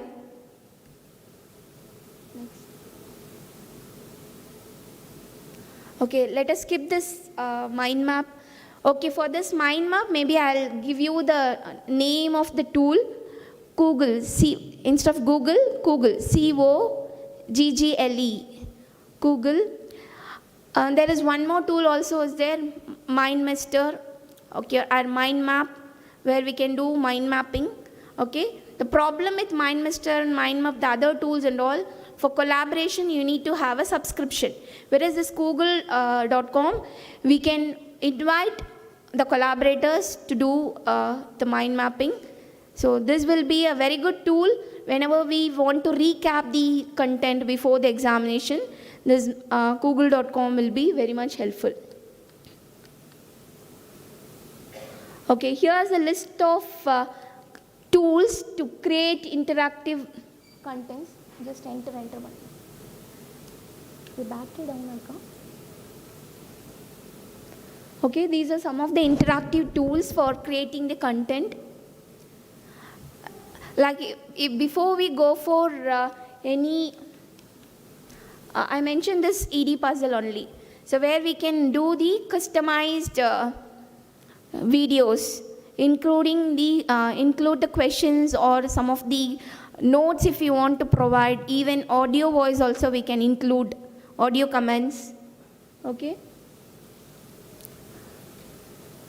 Screencast-o-matic will be very much helpful. For example, if you have a specific tool, like for the content-based specific tools, we need to make the students aware of how to use the tool, right? So during that time, we can use the screencast-o-matic or screen capturing tools to record the video, then share it to the via the LMS. Then they'll get practice first before we assign any tasks to them. So this is more important.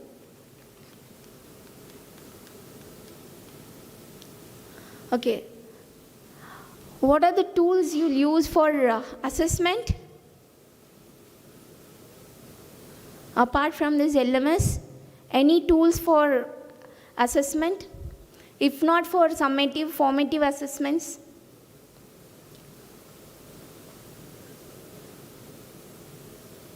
Have you used Google Forms for assessment? Then Kahoot, okay. Plickers, Poll Everywhere, Socrative approach. It's mostly inquiry-based learning, right? Questioning about questioning. Don't give the answer directly. Give the another question. If the student is asking a doubt, tell them one more question. Give them one more question. That will actually provoke their higher order thinking skill, which will actually lead to a great learning, right? These are some. Exam.net. For example, all these quizzes, Kahoot and all, will be of graded quiz of one, like we will be having multiple choice, match the following, fill in the blanks, find out the odd out. For example, if you belong to dental department, if the teeth is given, which point is being affected, that they need to point out exactly, hotspot we'll call, right? That is also possible. So if you give this kind of different way of asking questions, that will make the students interest, or that they'll feel interest to answer to those questions instead of every time asking one-to-one questions or essay type questions. Next slide, please.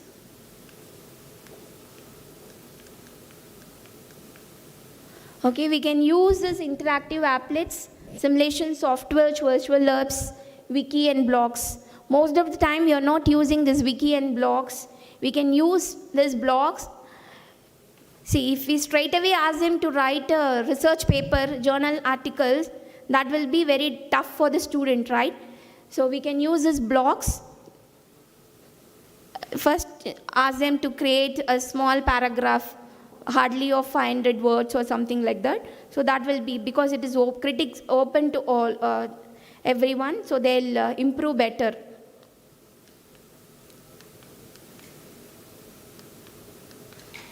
We can use videos, audios, graphic elements, and multimedia platforms. Podcast also sometimes they may use. Okay, while they are traveling, that time also they can just hear. If they watch, it will be strained to their eyes, right? They can just, instead of hearing to some other musics, they can actually listen to the content. By that way also they can learn podcast. Okay, feel free to implement the advanced e-learning scenarios. Don't forget to include the learning objectives or learning outcomes. That is more important. That gives more clarity to the students how they are going to use it in the class or how they are going to learn it in the class. Avoid cognitive overload. What do you mean by cognitive overload? இப்போ நான் கொடுத்திருக்கிறது தான் cognitive overload. Dumped with too much of information. That should not happen. Because you will be meeting every day, but I'll be coming once in a while, or this opportunity, I don't know next time whether I'll get it or not. So that's why I've dumped with too much of information, but we should not do it in the class, right? So we need to provide just right content for the just right time, right? So that is more important. So avoid using cognitive overload. So the summary: choose appropriate tool, launch proper communication, set time-bound activities, and send reminders. Make your course dynamic, fun, and interactive. The fun factor, there's one term called gamification. Okay, game-based learning. Sometimes we may go for a Jeopardy game.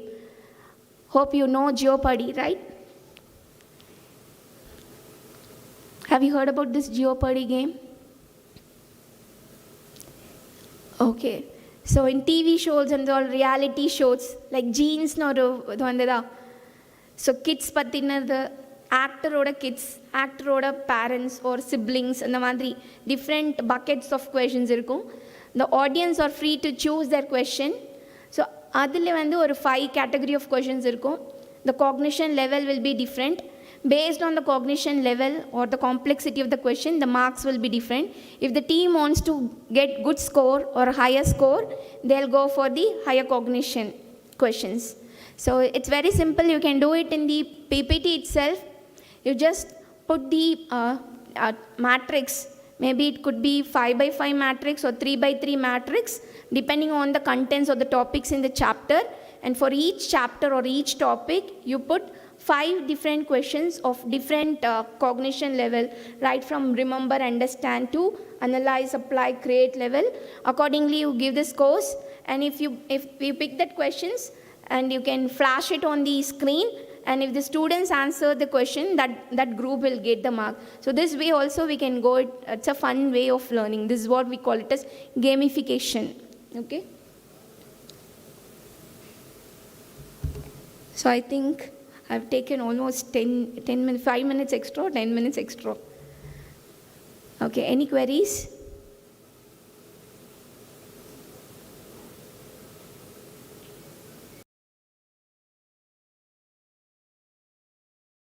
I thought it's a 90-minute sessions and I've planned for too many activities, but you're all connected with the WhatsApp group. I will post all the relevant materials or the tools which we can practice. Maybe you can practice and post your experience in the same group so that I can also be happy. Any queries?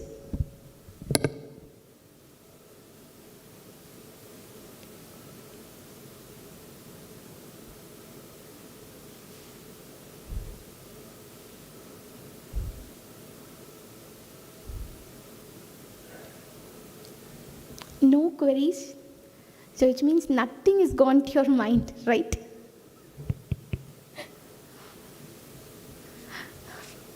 Or whatever aside is maybe clear. There is too extreme. If it is in way or in view, there will be a lot of questions. Any questions, I'll be happy to answer.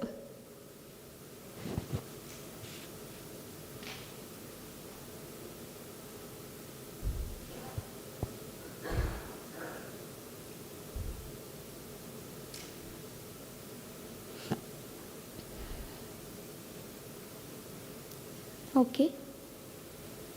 Thank you. So how do I have to take it? Whether you all very clear about the content, what I thought, or not at all clear? Clear about the content, ma'am. Yeah. Thank you very much, ma'am, for sharing with us so many tools about all the e-learning tools. Thank you very much, ma'am. Yes, ma'am. So tool along with the teaching methodology, that is more important. So thank you so much for the opportunity, and you're all very interactive, and you gave so many responses to the questions. Thank you so much. Thank you for the opportunity, sir. Thank you. Thank you, madam. So I think no more questions from the audience. You're all got exhausted for sitting for the whole day. So probably they understood the difficulty of the students sitting from morning till evening today. So this is the difficulty every student is facing. So I think I just have to add something because there was one discussion whether technology can replace teachers. So the answer is technology will not replace teachers, but teachers with technology will replace teachers without technology. Okay? So that is what is going to happen. So if you feel that technology is the future, you are wrong. Technology is the present. Okay? So it is very important that everybody, we call us as health professionals or whatever, technology is definitely required. So I just want all of you to incorporate technology. No, it is all done in an incremental level. Okay, done in an incremental level. So madam has given so many tools. Okay, so just start trying one or two. Okay, then what happens is you will develop interest and you have to learn. The best thing what a faculty has to do is to learn. First of all, you should be a lifelong learner. You have to be willing to learn and accept the technology. And technology is definitely liked by all the learners, and definitely they will like to interact more with the use of technology. So I think we have more of health science professionals, probably these tools are all very new to them, and probably we always have a mindset that mobile phones, when allowed in classrooms, they always misuse. That is what is our, probably we'll have to work on it. Okay, believe them, believe students, trust on them, and things will improve. Okay, so maybe that could be some of the other deviations, but still we have to we can do that. Okay, when it is possible with other institutions, with the top institutions, definitely it is possible. Okay, only thing is we need to have the commitment, and then we have to do it. And definitely if we are not going to incorporate, definitely we'll be left behind and you will not get the attraction of the students. Thank you very much, madam. It was a very useful lecture. I think we had to constrict into 1 hour. Yes. And there's a lot of things to do. I think because this requires a real workshop. So probably again, sorry that this hall is not Wi-Fi friendly, and probably in spite of our boosting the Wi-Fi is located in the basement. So probably definitely we'll work on that. Not a problem. And maybe we'll think of a real workshop where people will use and then hands-on, and then probably make use of it, madam. Yes, sir. Thank you. Thank you, madam. And for this chalk and board, someone said, I just forgot to read. You can use whiteboard or interactive whiteboard, where in the interactive whiteboard itself, if you want to showcase some picture, image also you can do, you can write, and also you can include that YouTube video there itself. There won't be any ads coming on. Maybe you can try. So Google is the guru for us, right? So you can just put interactive whiteboard. So that will be very much helpful for us to do the class or teach the content in an effective and interactive way. Thank you. Thank you so much for the patient listening and wonderful support. Thanks for the opportunity, sir. Thank you so much. Thank you. Can we have some verbal feedback from any one of the faculty regarding the whole day program? The program from the morning?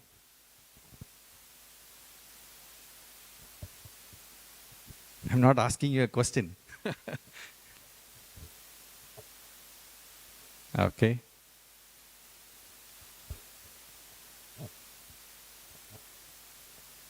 Okay, somebody from the engineering side?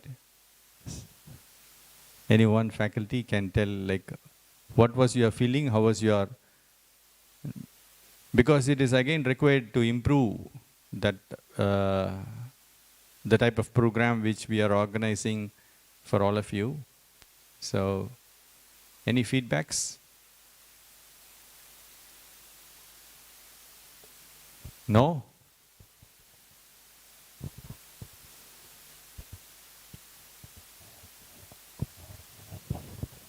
Okay. Some feedbacks from the health sciences.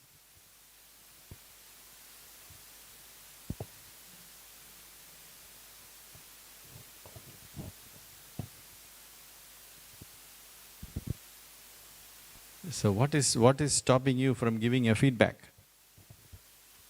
No, we are ready to accept if you say that no, this is not at all a useful workshop, this is a whole day waste of time. We are ready to listen to that.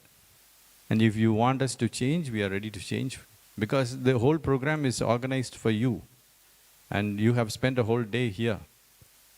So I think you will have to give something, whatever is fine, positive or negative.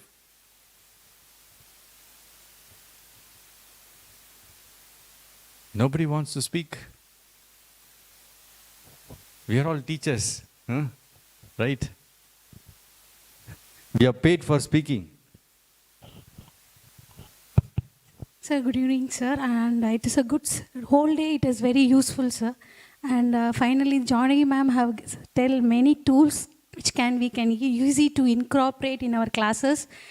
Since we use Kahoot, Edipuzzle in our classrooms, ma'am, and that is Mentimeter that we can able to incorporate in our classes.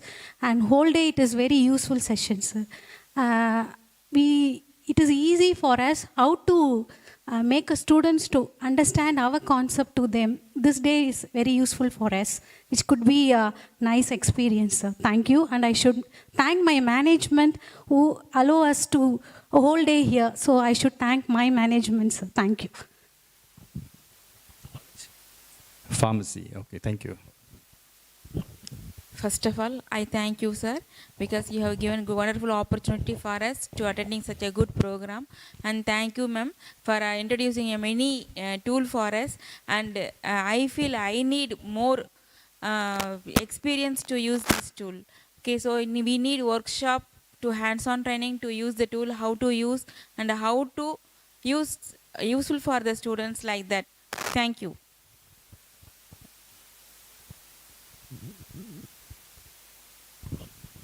Any male representation? Yes.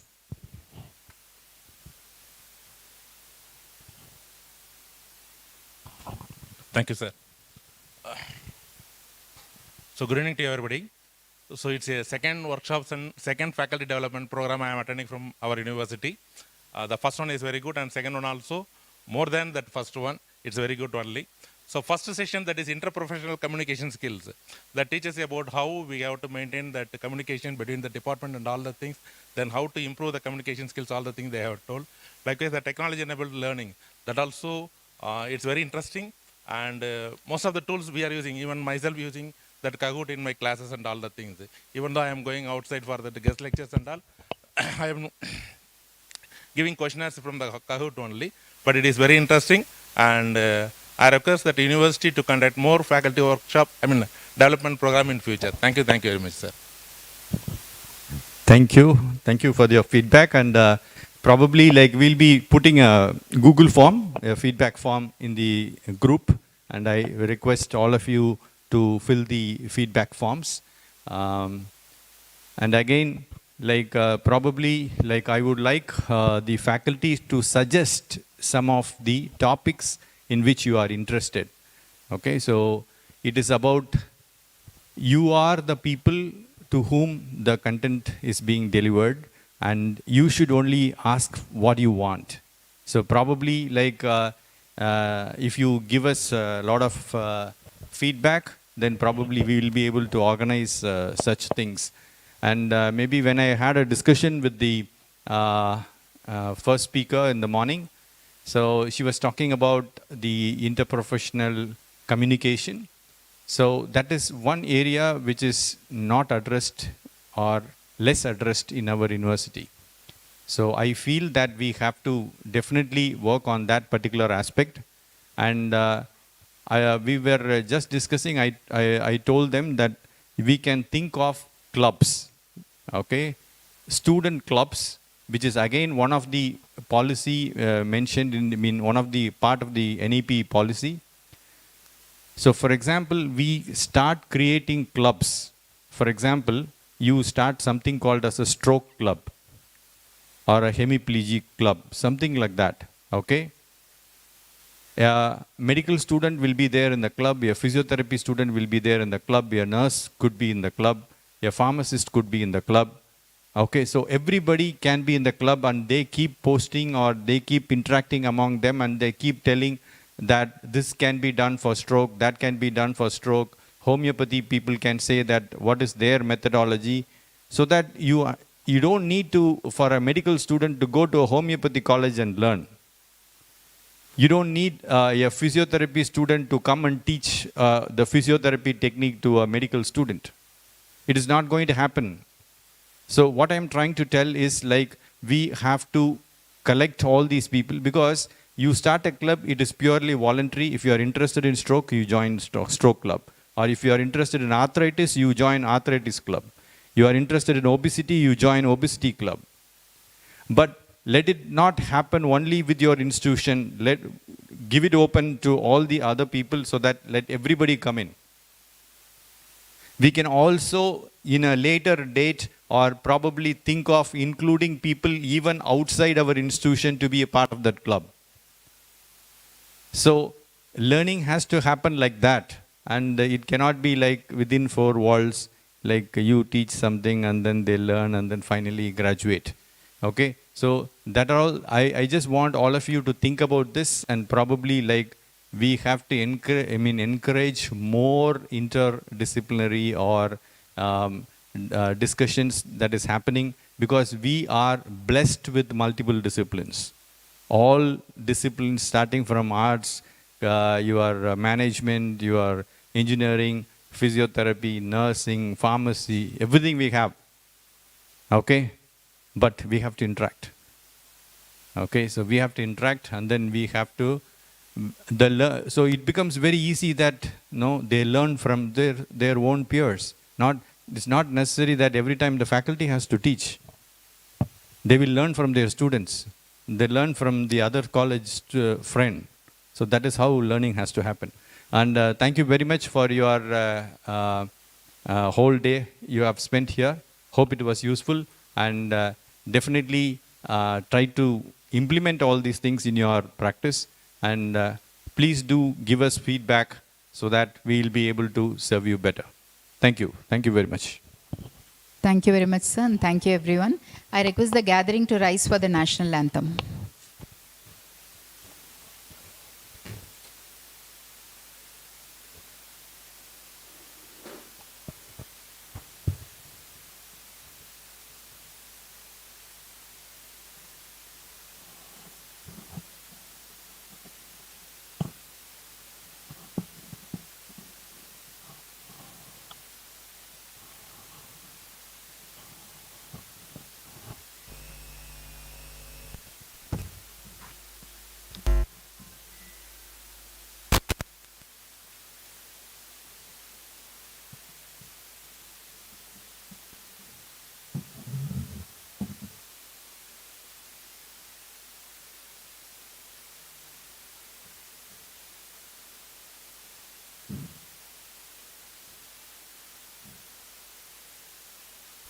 जनगण मन अधिनायक जय हे भारत भाग्य विधाता पंजाब सिंध गुजरात मराठा द्राविड उत्कल बंगा विंध्य हिमाचल यमुना गंगा उच्चल जलधि तरंगा तव शुभ नामे जागे